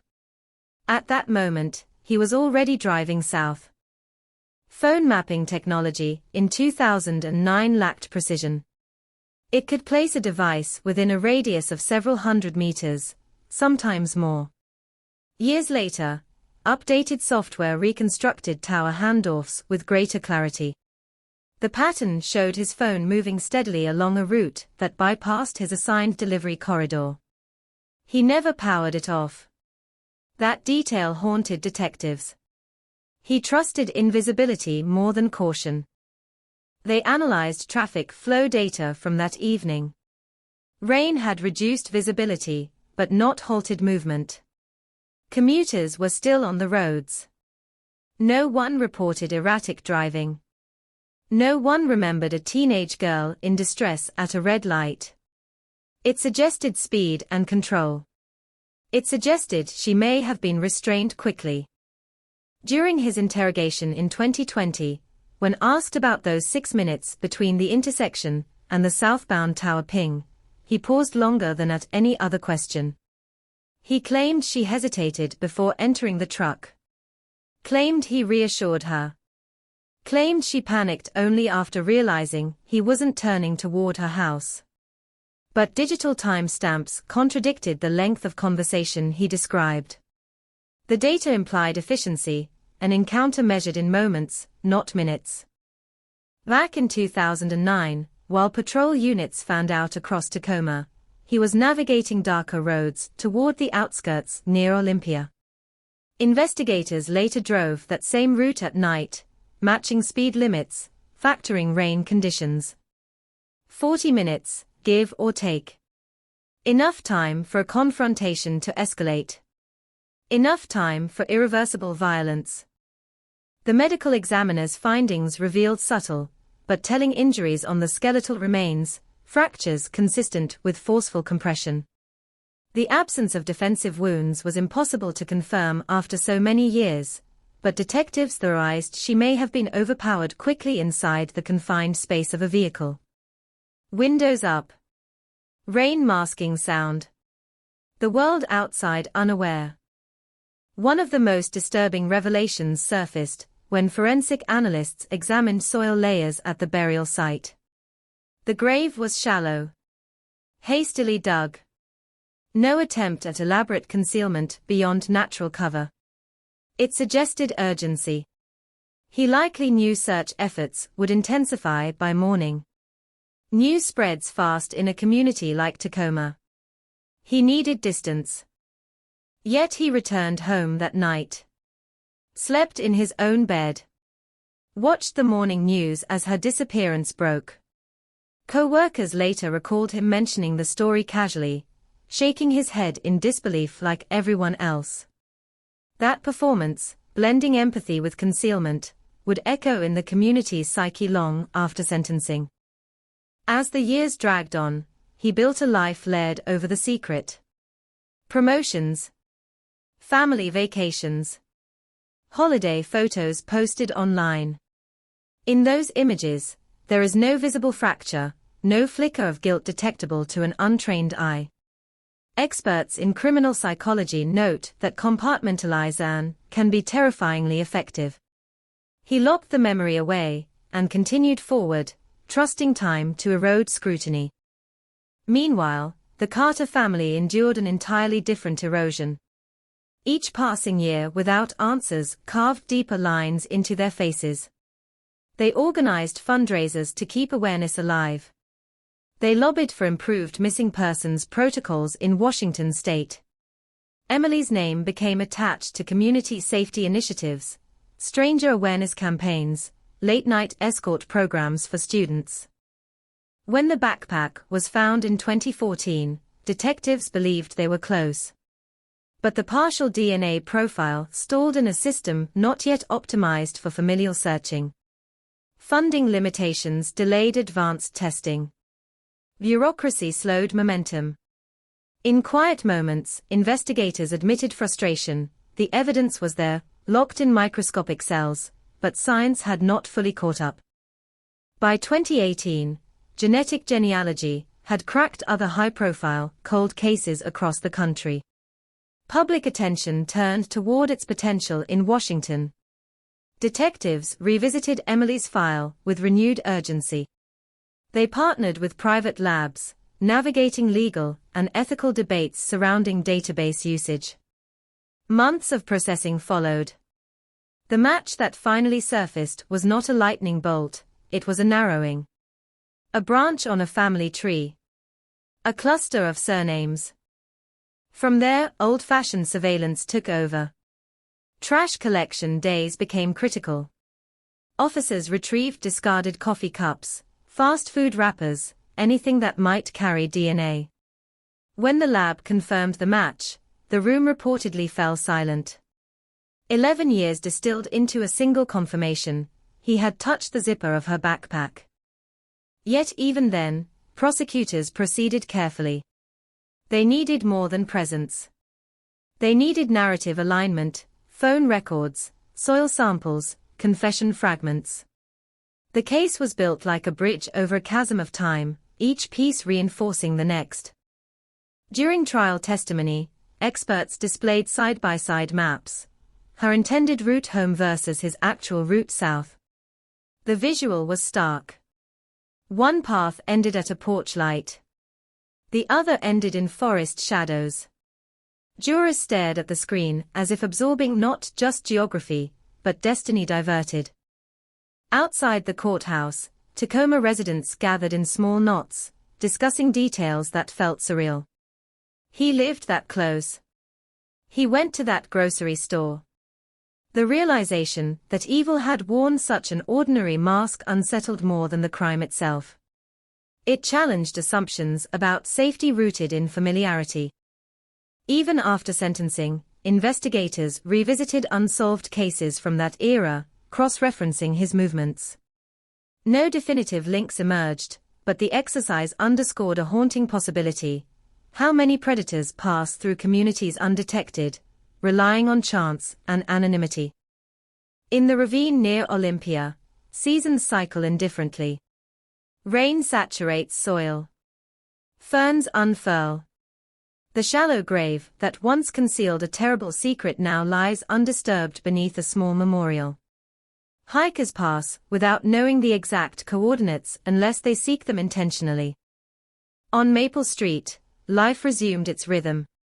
Children who were toddlers in 2009 are teenagers now. Some know the story only in fragments, a cautionary tale told by parents when curfews approach. Others remember the search parties, the candlelight vigils, the helicopters overhead. The solved headline brought closure in legal terms. But closure is not symmetry. It does not restore 6 minutes lost to darkness. It does not rewind a southbound drive in the rain.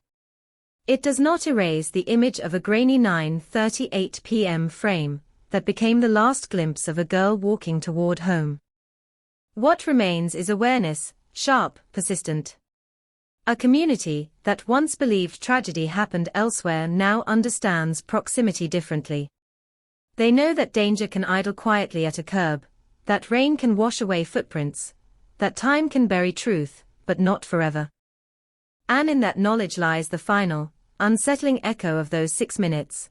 How fragile routine can be, how quickly ordinary becomes irreversible, and how justice, though delayed, can rise slowly from the soil where secrets were meant to sleep. In the months after the sentencing, detectives in Tacoma did something unusual for a case already sealed by conviction. They kept digging. Not for another suspect.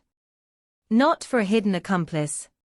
But for understanding the psychology of proximity, the anatomy of how a predator can operate in plain sight for years without fracturing under the weight of his own secret. They re-examined every public appearance he made between 2009 and his arrest. Community safety meetings. Church gatherings. Volunteer events. In archived local news footage from a 2011 neighborhood watch rally, he stood in the back row, arms folded, listening as speakers urged vigilance after Emily's disappearance. The camera panned across faces illuminated by candlelight. For a split second, his expression was visible, neutral, composed, indistinguishable from grief. Investigators interviewed former co-workers from his delivery contractor days. One described him as quiet, dependable. Another recalled he sometimes preferred late routes, claiming less traffic meant faster completion. Route logs, incomplete though they were, showed occasional unexplained deviations that supervisors had dismissed as minor delays. In 2009, GPS oversight was lax. No one scrutinized detours measured in miles when packages still arrived on time. When forensic analysts reconstructed his probable path that night toward Olympia, they noticed something chilling. The ravine where Emily's remains were found was not random. It sat just off a corridor he had traveled dozens of times for work. Familiarity breeds confidence. He didn't need to search for a hiding place. He already knew one. Psychologists consulted during the trial suggested his behavior fit a pattern of opportunistic escalation. There was no evidence of prior abductions. No known history of violent felonies. But subtle warning signs existed: an old, sealed complaint from a co-worker about inappropriate comments years before 2009, a pattern of isolating behavior during night shifts. Nothing that would have predicted murder. Everything that, in hindsight, felt like a prelude. The Carter family chose not to attend every post-trial hearing. They had endured enough courtrooms. Enough forensic diagrams. Enough sterile language describing irreversible violence. Instead, they focused on something else: policy reform. They partnered with advocacy groups to push for expanded use of genetic genealogy in cold cases across Washington state. If technology had solved Emily's case, perhaps it could shorten the suffering of others. In Olympia, a quiet ceremony marked the formal closure of the recovery site. Law enforcement removed remaining evidence markers. The soil was leveled. But the forest kept its own memory. The trees that stood witness in 2009 still towered, indifferent but constant. Rain filtered through their branches, just as it had the night he dug that shallow grave under darkness. Meanwhile, experts dissected the digital trail that had finally cornered him. In 2009, cell tower pings were blunt instruments. By 2020, refined algorithms could estimate movement vectors with unsettling precision. Analysts demonstrated in court how his device traveled steadily south, within minutes of Emily's last known signal. He never disabled it.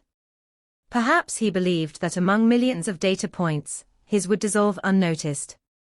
For 11 years, he was right. The breakthrough came not from brilliance alone, but from patience. The partial DNA on the backpack zipper had waited quietly in a database. Advances in amplification techniques allowed scientists to extract more information from degraded samples. The genealogical search narrowed possibilities to a family cluster. Detectives built family trees, cross-referenced ages, addresses, employment histories. His proximity to Maple Street in 2009 became the decisive factor. When confronted with the DNA match, he reportedly asked one question: "How did you even find that?" It was less a denial than disbelief. He had trusted time as an accomplice. He underestimated progress. Back in Tacoma, conversations shifted from fear to reflection. Parents who once feared an unknown predator now grappled with betrayal by familiarity. The idea that danger could live within walking distance altered the psychological landscape of the neighborhood. Block parties resumed, but with subtler vigilance. New security cameras appeared on garages. Porch lights upgraded to motion sensors. Local schools incorporated Emily's story into safety seminars, not to sensationalize, but to underscore awareness. Teachers emphasized the importance of reporting unusual encounters, no matter how minor they seem. That offhand comment Emily once made about a pickup truck slowing near her bus stop, would it be treated differently today? Would someone push for a license plate number, a formal report? Detectives also revisited the anonymous online account that had messaged her weeks before she vanished. Though no direct digital evidence tied it conclusively to him, circumstantial patterns aligned. IP activity near public terminals he frequented, timing that overlapped with his known schedules. The account had been deleted within days of her disappearance. A digital footprint evaporated before anyone realized its significance. The courtroom confession, fragmented as it was, left gaps that may never close. He admitted to offering a ride.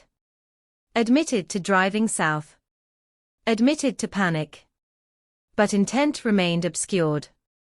Did he plan that encounter?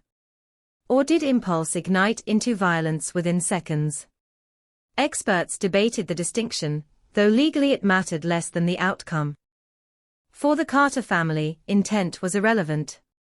Their daughter's future had been erased in a span shorter than a television commercial break. 6 minutes from intersection to abduction. 40 minutes to a ravine. 11 years to justice. In the prison intake facility, where he now resides, routine replaces freedom. Concrete walls. Regulated schedules. A life measured in counts and controlled movements. He will age behind bars, his world shrinking to corridors and cells. But even incarceration cannot rewind the sequence that began under Tacoma's streetlights. The phrase, Washington 2019 disappearance solved, still circulates in documentaries and true crime forums. It is cited as an example of technology triumphing over time. Yet beneath the headline lies something more complex, a reminder that resolution does not erase trauma. It only clarifies it. On Maple Street, dusk settles the same way it always has. Street lights hum to life. Rain glosses asphalt in silver. Teenagers still walk home from friends' houses, earbuds in, unaware of the history beneath their steps. The intersection where the gas station camera once captured a grainy silhouette has been upgraded, high definition now, cloud-backed, less forgiving. But even in sharper focus, the essential vulnerability remains unchanged. A short walk. A familiar road. A vehicle slowing at the curb. And somewhere in Tacoma, when rain falls just right, longtime residents remember how easily ordinary can fracture. They remember how science had to evolve before truth could surface. They remember that for 11 years, a secret lay buried in forest soil while life carried on above it. Solved, yes. But the echo of those 6 minutes, compressed, violent, irreversible, still reverberates through the quiet streets of Washington, a reminder that justice may be patient, but time never gives back what it takes. Before the science. Before the DNA. Before the confession in a grey interrogation room. There was a mother standing in the rain at 10:11 p.m., scanning a sidewalk that should have delivered her daughter home 10 minutes earlier. That image never made headlines. It never trended. But in Tacoma, it became the invisible starting point of everything that followed. The first patrol officer arrived within minutes of the 911 call. Routine questions. What was she wearing? Who was she with? Any recent arguments? Any chance she ran off? The last question lingered like an accusation. Her mother answered firmly, no. Emily had texted, I'm almost home. That was not the message of someone disappearing voluntarily. That was the message of someone expecting to turn a corner and see her porch light glowing. By midnight, Maple Street was a corridor of flashing red and blue lights. Officers walked the 6-block route again and again, eyes scanning gutters, hedges, driveways. A single dropped earbud might have changed the entire trajectory of the case.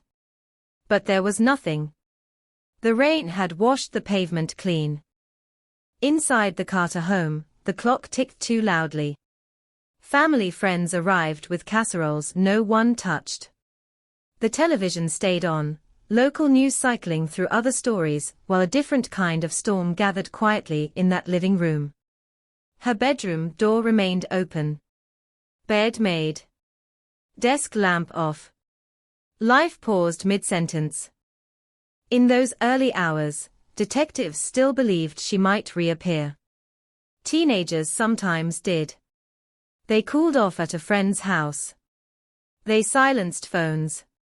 But the absence of digital activity troubled investigators. No social media login. No debit card use. No outgoing calls beyond that final text. The silence was absolute.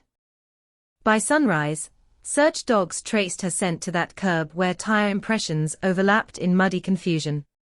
The handler watched the dog circle, then sit. A trained signal. End of trail. Investigators marked the asphalt with chalk that would fade within days. They photographed the area extensively, unaware that this unremarkable stretch of road was the exact point where routine ended. Community volunteers poured in from neighboring towns, some driving down from Seattle, after hearing a brief radio segment about the missing girl in Tacoma. They fanned out into parks, drainage ditches, wooded strips between subdivisions. They called her name into thickets where only wind replied. Days turned into a week. Media attention intensified. Anchors adopted sharper language, possible abduction. Suspicious circumstances. Her school locker became a shrine of handwritten notes and fading flowers. Teachers struggled to maintain normalcy in classrooms where one desk sat empty. Behind the scenes, detectives assembled a grid of known offenders living within a 5-mile radius in 2009. They conducted interviews methodically. Some suspects were ruled out quickly by airtight alibis. Others required deeper scrutiny. Polygraphs were administered. Vehicles were searched. Nothing connected solidly enough to charge anyone. Meanwhile, he was still invisible in the periphery. A delivery contractor. Married. 2 kids. No violent history. His address fell within that 5-mile radius, but without a reason to prioritize him, he remained one name among many in a database. In 2009, there was no DNA tying him to the scene. No eyewitness describing his truck. Just the faint possibility of a vehicle where a scent trail ended. The investigation shifted toward digital analysis. Analysts combed through her phone records, mapping tower pings with the best tools available at the time. The slight southern deviation, at 9:44 p.m. registered as a curiosity, not a breakthrough. Signal bounce, perhaps. Network fluctuation. Without corroborating evidence, it did not trigger alarms. In hindsight, that 9:44 ping was the hinge of the entire case. Months later, when hope had thinned but not vanished, the Carter family held a vigil near the intersection, where the last camera image captured her crossing under wet streetlights. Candles flickered against mist. Neighbors stood shoulder to shoulder. Someone read aloud the 3 words from her final text. "I'm almost home." The phrase became both comfort and torment. Years layered over the absence. Technology advanced. Databases expanded. Other cold cases across the country cracked open under the force of genetic genealogy. Each headline stirred something raw in Tacoma. If science could resurrect truth elsewhere, maybe it could do it here. When the backpack surfaced near Olympia in 2014, it redefined the case instantly. The discovery site confirmed what many had feared but struggled to articulate: she had not wandered off. She had been taken. Forensic teams worked meticulously, extracting every possible trace from the decayed fabric. The partial DNA profile they found was fragile, degraded by time and moisture, but real. It entered the national database like a message in a bottle cast into a digital ocean. Years passed before that message found a shore. When genealogical analysis narrowed the DNA to a family cluster, and detectives began mapping relatives living near Tacoma, in 2009, his name surfaced quietly. No dramatic sirens. No sudden revelation. Just a spreadsheet cell highlighted for proximity and age alignment. Surveillance followed. Trash pulls. Coffee cups. Fast food wrappers. When the lab confirmed the match, the case pivoted from mystery to inevitability. 11 years compressed into a moment of scientific certainty. During interrogation, he tried to frame it as a tragic spiral, an impulsive decision, a panicked reaction. But data contradicted spontaneity. His phone's southbound movement toward the wooded corridor outside Olympia aligned too precisely with the burial site. The shallow grave suggested haste, but not confusion. He knew where he was going. In court, prosecutors projected maps onto large screens, showing the 6 blocks she was meant to walk home versus the 40-minute drive into darkness. Jurors watched in silence. The contrast was brutal in its simplicity. Back in Tacoma, reactions rippled unevenly. Some neighbors felt vindicated that the case was solved. Others felt betrayed by the ordinariness of the perpetrator. He had attended community events. He had stood under the same candlelight during vigils. The realization unsettled assumptions about visibility and trust. Even after sentencing, the story did not fade quietly. It embedded itself into local consciousness. Schools revised late-night activity policies. Neighborhood groups invested in better lighting and surveillance. Parents insisted on real-time location sharing. Small habits changed in subtle but permanent ways. But beneath policy shifts and safety seminars lies something more intangible, the memory of that first night. The flashing patrol lights reflecting off rain-slick pavement. The mother on the porch. The dog circling at the curb. The chalk marking a place that would soon wash clean. The case is solved. The file stamped closed. The prison sentence imposed. Yet part 7 of this story is not about resolution. It is about fragility. About how easily routine can fracture. About how 6 blocks can stretch into 11 years. And when dusk settles over Maple Street now, and headlights sweep across wet asphalt, there is an awareness that wasn't there before. A knowledge carved by loss and confirmed by science. That safety is not guaranteed by familiarity. That proximity does not equal protection. That sometimes the person who blends in best is the one who carries the darkest secret. In Tacoma, rain still falls the same way it did in 2009. Streetlights still hum. Teenagers still text when they are almost home. But no one who remembers that night hears those words the same way again. After the arrest, investigators reconstructed not just the crime, but the silence that followed it. 11 years of silence. 11 years in which he drove the same roads in Tacoma, past the same intersection, where a grainy 9:38 p.m. image had captured his victim walking alone, and never once flinched in public. They studied his routines from late 2009 through the years that followed. Work logs. Credit card transactions. Vacation photos. A life continuing forward without visible disruption. On the surface, nothing fractured. No sudden move out of state. No erratic job changes. He remained anchored in the same region, raising children, attending community events, shopping at the same grocery stores as the Carter family. That proximity became one of the most haunting elements of the case. While the Carters marked birthdays without candles, he hosted barbecues.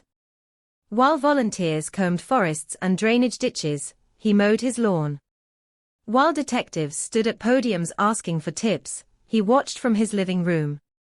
Psychologists later described the phenomenon as compartmentalization, sealing off an act so completely that daily life continues undisturbed.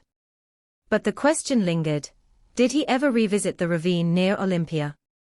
Phone records suggested he traveled that corridor occasionally in the years after 2009, though never stopping long enough to raise suspicion. Was it coincidence? Or a private pilgrimage to confirm the grave remained undiscovered? When the backpack was found in 2014, news coverage surged again.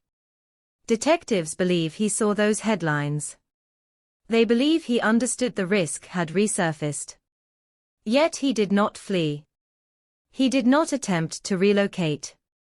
Instead, he trusted the degradation of DNA, the erosion of evidence, the assumption that time protects the guilty. What he could not predict was the acceleration of forensic science. By 2018, genetic genealogy had rewritten investigative strategy nationwide. Cold cases once considered impossible were unraveling through distant relatives, who had uploaded DNA profiles to public databases. Detectives in Tacoma recognized the potential immediately. They reopened Emily's evidence locker with renewed urgency. The backpack, sealed for years, was re-examined under more advanced amplification techniques. The partial profile extracted from the zipper became clearer, still incomplete, but strong enough to begin a familial search. Investigators built a sprawling digital family tree, tracing connections across Washington and neighboring states. Hundreds of names filtered down to dozens, then to a handful of men who lived near Maple Street in 2009. His name rose quietly to the top. Surveillance teams moved carefully. Trash collection days became strategic operations. Officers retrieved discarded cups and wrappers, preserving chain of custody with meticulous precision. When the laboratory confirmed the match between his DNA and the profile from the backpack, the case shifted irreversibly. The arrest in 2020 was methodical, almost understated. No dramatic chase. No barricaded standoff. He was taken into custody without resistance. Neighbors watched from behind curtains, stunned as unmarked vehicles lined the street. Inside the interrogation room, detectives presented the evidence piece by piece: DNA confirmation, phone tower mapping, soil composition analysis. He listened, face pale but controlled. When asked why he had driven south that night, he repeated the word panic. It was the only word he seemed to cling to. But panic does not explain the selection of a burial site already familiar. Panic does not explain the concealment of a backpack 20 miles away. Panic does not sustain 11 years of silence. In court, prosecutors emphasized that contrast. They displayed side-by-side photographs. Emily at 16, smiling in a school portrait, him in family photos from 2012, 2015, 2018. Two timelines running parallel, one frozen, one advancing. The visual impact was devastating. During victim impact statements, Emily's father spoke in measured tones. He described standing on that porch in 2009, waiting for headlights that never arrived. He described the echo of each unanswered call to her phone. "You stole more than a life," he said. "You stole 11 years of not knowing." The courtroom was silent except for the hum of air vents. Outside, Tacoma processed the outcome unevenly. Some residents expressed relief that a faceless fear had finally been given a name. Others struggled with the intimacy of the betrayal. He had not been an outsider drifting through town. He had been woven into the fabric of daily life. Local officials responded by investing in expanded cold case funding, citing Emily's case as proof that technology can resurrect truth long buried. Training programs incorporated lessons from the investigation, how small digital anomalies, like a slight cell tower deviation, can become critical when revisited with improved tools. The ravine near Olympia remains largely unchanged. Moss creeps over fallen logs. Ferns obscure the slope where forensic teams once worked for hours, sifting soil under portable floodlights. A small plaque now rests discreetly near a trailhead, not announcing details, only bearing her name and dates. Visitors who know the story stand quietly, absorbing the weight of what happened there. In Tacoma, Maple Street has evolved. Security cameras dot garage eaves. Motion sensor lights snap on at the slightest movement. Teenagers share live locations through apps their parents monitor obsessively. The illusion of invulnerability has been replaced by vigilance. Yet vigilance cannot erase memory. There is something about the ordinariness of that night that continues to disturb. No dramatic chase. No scream heard by neighbors. Just a vehicle slowing at a curb, a brief exchange under rain-dampened streetlights, and a decision that would ripple through more than a decade. Even solved, the story refuses to settle neatly. Questions linger at the edges. Had he noticed her before that night? Had he rehearsed the possibility in his mind? Or was it truly a spontaneous eruption of violence? The confession left gaps. The science filled only what it could measure. What remains is the stark arithmetic of time: 6 minutes from intersection to disappearance. 40 minutes to the ravine. 11 years to identification. A lifetime of consequence. When rain falls over Tacoma now, older residents sometimes pause at the sound against their windows. They remember search dogs circling at the curb. They remember helicopters slicing through low clouds. They remember candlelight flickering in damp air.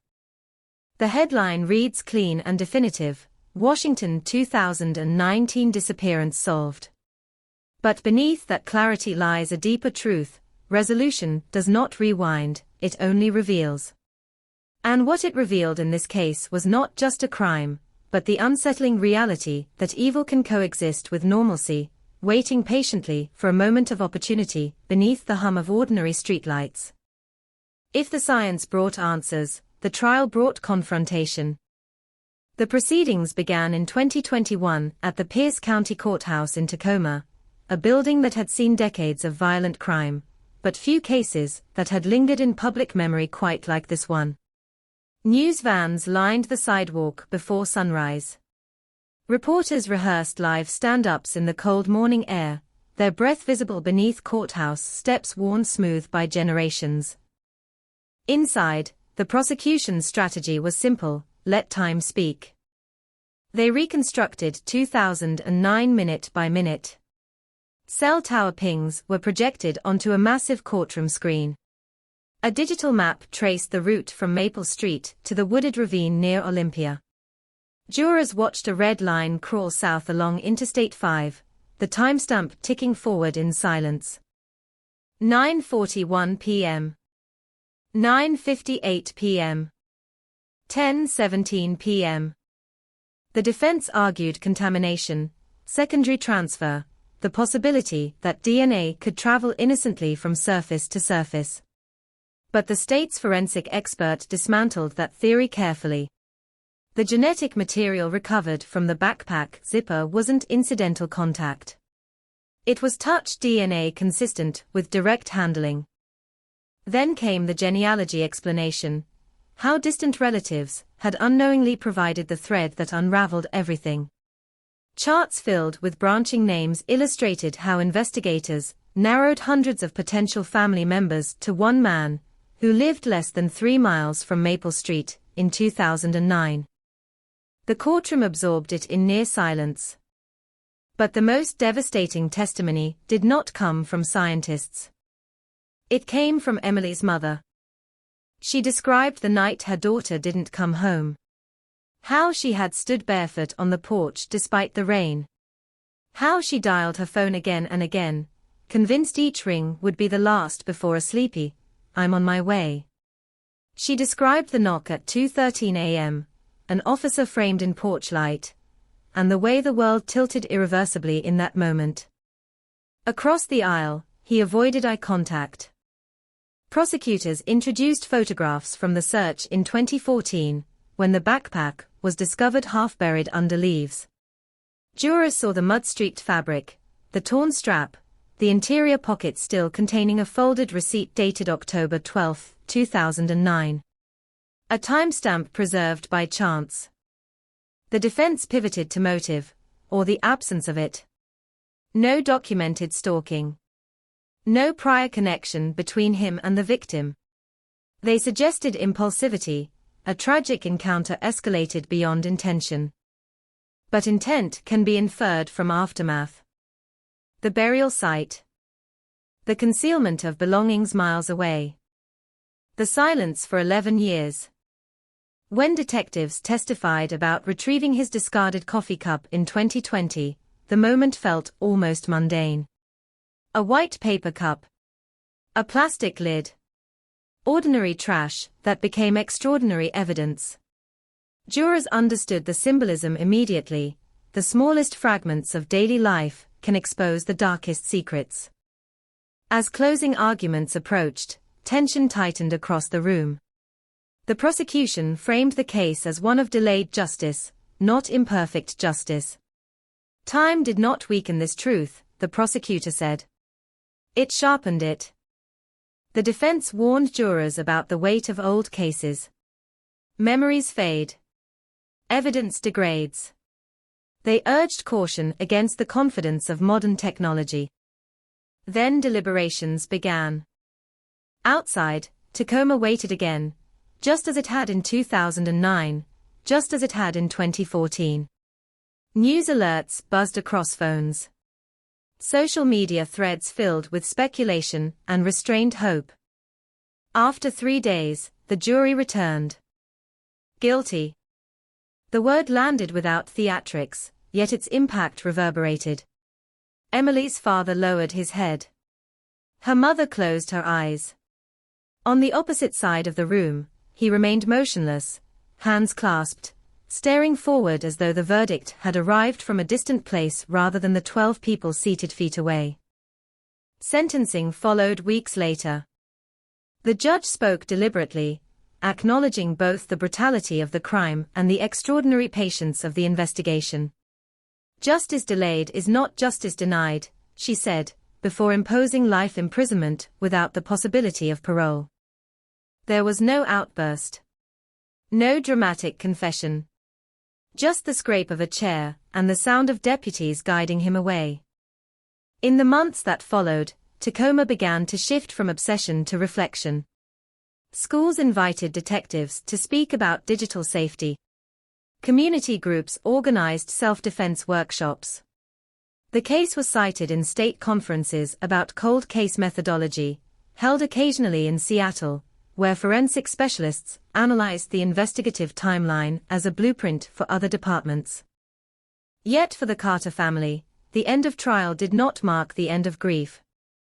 Conviction provides certainty, but certainty can feel stark and final. The unknown, for all its torment, once held possibility. Now the narrative was fixed. There would be no miraculous reappearance. No alternate explanation. What remained was accountability. Visitors still stop by the quiet trail outside Olympia where a small plaque bears her name. Flowers appear unpredictably, some fresh, some faded. Strangers who never met her leave handwritten notes about daughters, about fear, about resilience. In Tacoma neighborhoods, conversations about safety carry a different tone now. It is no longer abstract. It has a face, a timeline, a courthouse memory. And perhaps the most unsettling lesson is this: he did not vanish after 2009. He did not hide in isolation. He existed among birthday parties and grocery lines and commuter traffic. The distance between normalcy and horror was measured not in miles, but in moments. Part 9 closes not with mystery, but with consequence. A cold case no longer cold. A question finally answered. A silence broken after 11 years. And a community that will never again assume that time alone can bury the truth. After sentencing, many assumed the story would fade. But cold cases rarely end cleanly. They ripple outward. Within months of the conviction, investigators quietly began reviewing other unsolved disappearances from the late 2000s across Western Washington. Not because there was confirmed linkage, but because history has taught law enforcement a hard lesson: when one secret surfaces, others sometimes follow. Case files were reopened. Evidence lockers were unlocked. Names long archived were spoken aloud again in briefing rooms. In Lakewood, detectives revisited a 2008 missing persons report involving a young woman last seen near a transit stop.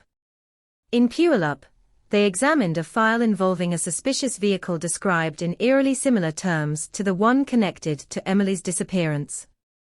Nothing definitive emerged, but the review itself sent a message: complacency would not return. Meanwhile, forensic units across the country cited the case as validation of genetic genealogy's expanding power. The same technique that had helped identify the Golden State Killer in California years earlier was now transforming investigations in smaller jurisdictions. Departments once limited by budget began applying for grants dedicated solely to cold case DNA processing. At seminars hosted in Portland, analysts dissected the timeline of this case in detail. They highlighted 3 pivotal decisions. First, preserving evidence meticulously in 2009, even when leads evaporated. Second, re-examining that evidence in 2018 despite prior dead ends. Third, committing to the painstaking genealogical mapping that narrowed thousands of potential relatives to one man. Technology, they stressed, is only as powerful as persistence. For the Carter family, life after trial carried a strange duality. The daily media calls slowed. The courtroom appearances ended. Yet quiet moments grew louder. Holidays arrived without the structure of legal proceedings to occupy them. The grief, once intertwined with anticipation, settled into something heavier and more permanent.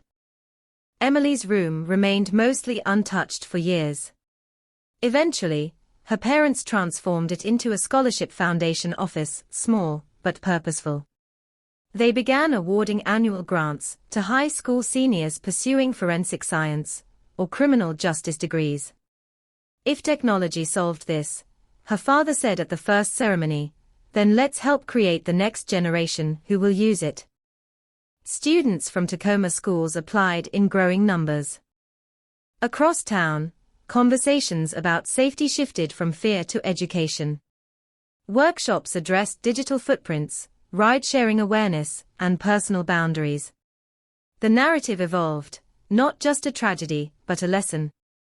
Yet the most chilling element remained unchanged: the ordinariness of the perpetrator's double life. Colleagues described him as punctual. Neighbors described him as polite.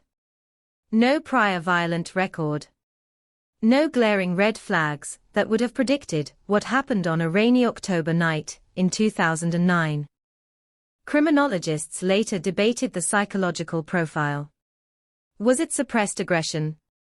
Opportunistic predation? A latent pathology triggered by circumstance? Interviews and evaluations produced analysis, but no explanation capable of reconciling the 2 versions of the same man. In prison, he reportedly kept to himself. Appeals were filed, as they often are, challenging procedural aspects of the genealogical search. None gained traction. Courts reaffirmed the legality of the investigative methods used. The law had evolved faster than many expected. By 2024, more than a dozen cold cases across the Pacific Northwest had been solved using similar DNA techniques. Some dated back to the 1980s. Families who had nearly surrendered hope stood at podiums announcing long-awaited answers. Each press conference echoed the same phrase, "We never stopped." Back in Tacoma, Maple Street appears peaceful again. Children ride bikes where search dogs once circled. Porch lights glow steadily at dusk. But longtime residents still remember the helicopters overhead, the flashlights cutting through rain, the uncertainty that settled over the neighborhood like fog. And they remember the morning of the arrest, how ordinary it looked. A patrol car parked at the curb. A knock at the door. A life split in two. Part 10 is not about revelation, it is about reverberation. Because justice, once delivered, does not simply close a chapter. It forces communities to reconsider assumptions about safety, about familiarity, about the passage of time. Time did not protect him. Technology did not forget her. And the lesson carved into Tacoma's memory is stark. No matter how quietly a secret is buried, science and persistence are learning how to dig. One final chapter remains. The final chapter was never about the verdict. It was about what remained when the cameras left. By 2025, the case had become a teaching model in law enforcement academies across Washington. Recruits studied the timeline not as a headline, but as a blueprint. Evidence preservation. Patience. The ethical use of genetic genealogy. The quiet discipline of waiting for science to catch up with suspicion. But for the Carter family, the story narrowed to something much smaller than policy reform or forensic innovation. It narrowed to a name etched in stone. On a gray October morning, 16 years after Emily vanished, friends and relatives gathered near the wooded ravine outside Olympia. The air carried the same damp chill it had in 2009. Moss clung to tree trunks. Fallen leaves softened footsteps. There were no reporters this time. Only candles. Only breath visible in cold air. Only memory. Her father spoke briefly. He did not mention the perpetrator.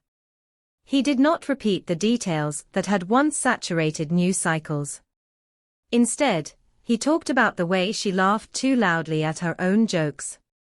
The way she insisted on playing music in the kitchen while doing homework. The way she once said she wanted to do something important. In a way, she had. Her case reshaped investigative procedures. It funded scholarships. It trained detectives.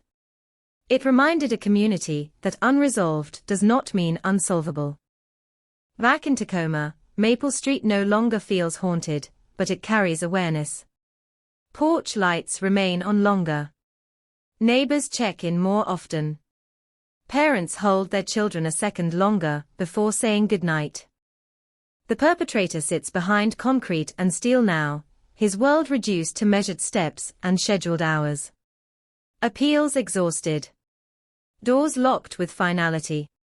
The silence he maintained for 11 years replaced by the institutional quiet of incarceration. And yet, the most powerful silence is no longer his. It is the silence of certainty. For more than a decade, the Carter family lived in a space between hope and dread. Every unidentified remains case on the news reopened the wound. Every late-night phone call tightened their chests. The unknown was its own form of captivity. That captivity ended in 2020, not because the outcome was joyful, but because it was definitive.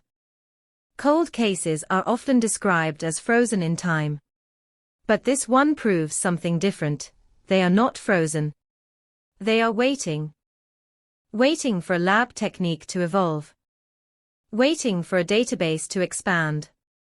Waiting for a single discarded coffee cup to bridge the gap between suspicion and proof. Across the country, departments continue reopening dusty files. Boxes labeled with years that feel distant, 1997, 1983, 2001, are being re-examined under brighter forensic light. Families once told, "We've done all we can," are receiving unexpected calls. Tacoma's lesson now echoes far beyond city limits. Time is no longer a reliable shield. On the anniversary of the verdict, a small group gathered again at the courthouse steps. No spectacle. No national headlines. Just a quiet acknowledgement that justice, though delayed, had arrived. As dusk settled, candles flickered against the stone facade. Traffic hummed through downtown. Life moved forward, as it always does. But somewhere between Maple Street and that forested ravine, between 2009 and 2020, between disappearance and resolution, a community learned something enduring. Truth can be buried. It can be ignored. It can be delayed. But it does not disappear. And in the end, neither did she. Years from now, people may forget the dates.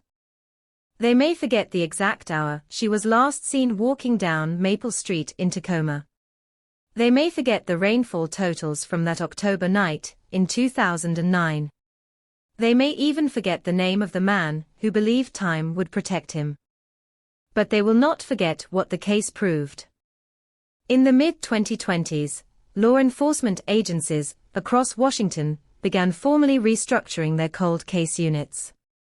Evidence once stored in aging facilities was digitized, cataloged, and reassessed with new forensic standards. Grants were redirected toward genealogy databases and advanced DNA sequencing. The ripple effect stretched quietly through counties that had once considered certain cases unsolvable. A generation earlier, investigators had worked with what they had: partial fibers, unreliable witness memory, limited biological amplification. By 2020, science had evolved into something sharper, something patient. And patience was the defining theme of this story. Patience from detectives who refused to archive the file permanently. Patience from analysts who rebuilt family trees branch by branch. Patience from parents who endured 11 years of not knowing. In classrooms at high schools across Tacoma and neighboring communities, counselors began incorporating personal safety discussions into freshman orientation. Not out of fear, but out of awareness. The case had shifted the conversation from "it can't happen here" to "we look out for each other here." Meanwhile, the scholarship founded in Emily's name continued to grow. Students pursuing forensic biology and criminal justice carried her story into universities in Seattle and beyond. Some wrote research papers analyzing the very genealogical methods that solved her case. Her absence, paradoxically, became a catalyst for advancement. As for the forested ravine outside Olympia, it has returned to its natural rhythm. Ferns blanket the slope. Rainwater gathers in shallow depressions. Hikers pass without always knowing what once unfolded beneath those trees. Nature does not hold memory the way people do. But communities do. Cold cases from the early 2000s are no longer confined to cardboard boxes. Across the country, names once whispered only at memorial vigils are resurfacing in courtrooms. Each solved case redraws the boundary between past and present. This one stands as proof that delay does not equal defeat. It reminds us that ordinary objects, a zipper, a receipt, a coffee cup, can outlast deception. That digital footprints endure longer than intention. That science moves forward even when grief feels stationary. And perhaps most importantly, it reframes the concept of closure. Closure is not forgetting. It is not undoing. It is not restoring what was taken. Closure is clarity. On certain evenings, when rain falls softly over Tacoma's quiet streets, porch lights reflect off wet pavement just as they did in 2009.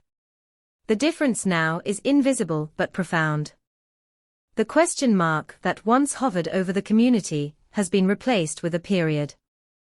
The story that began with disappearance ends with accountability. And in that accountability, something fragile but real remains.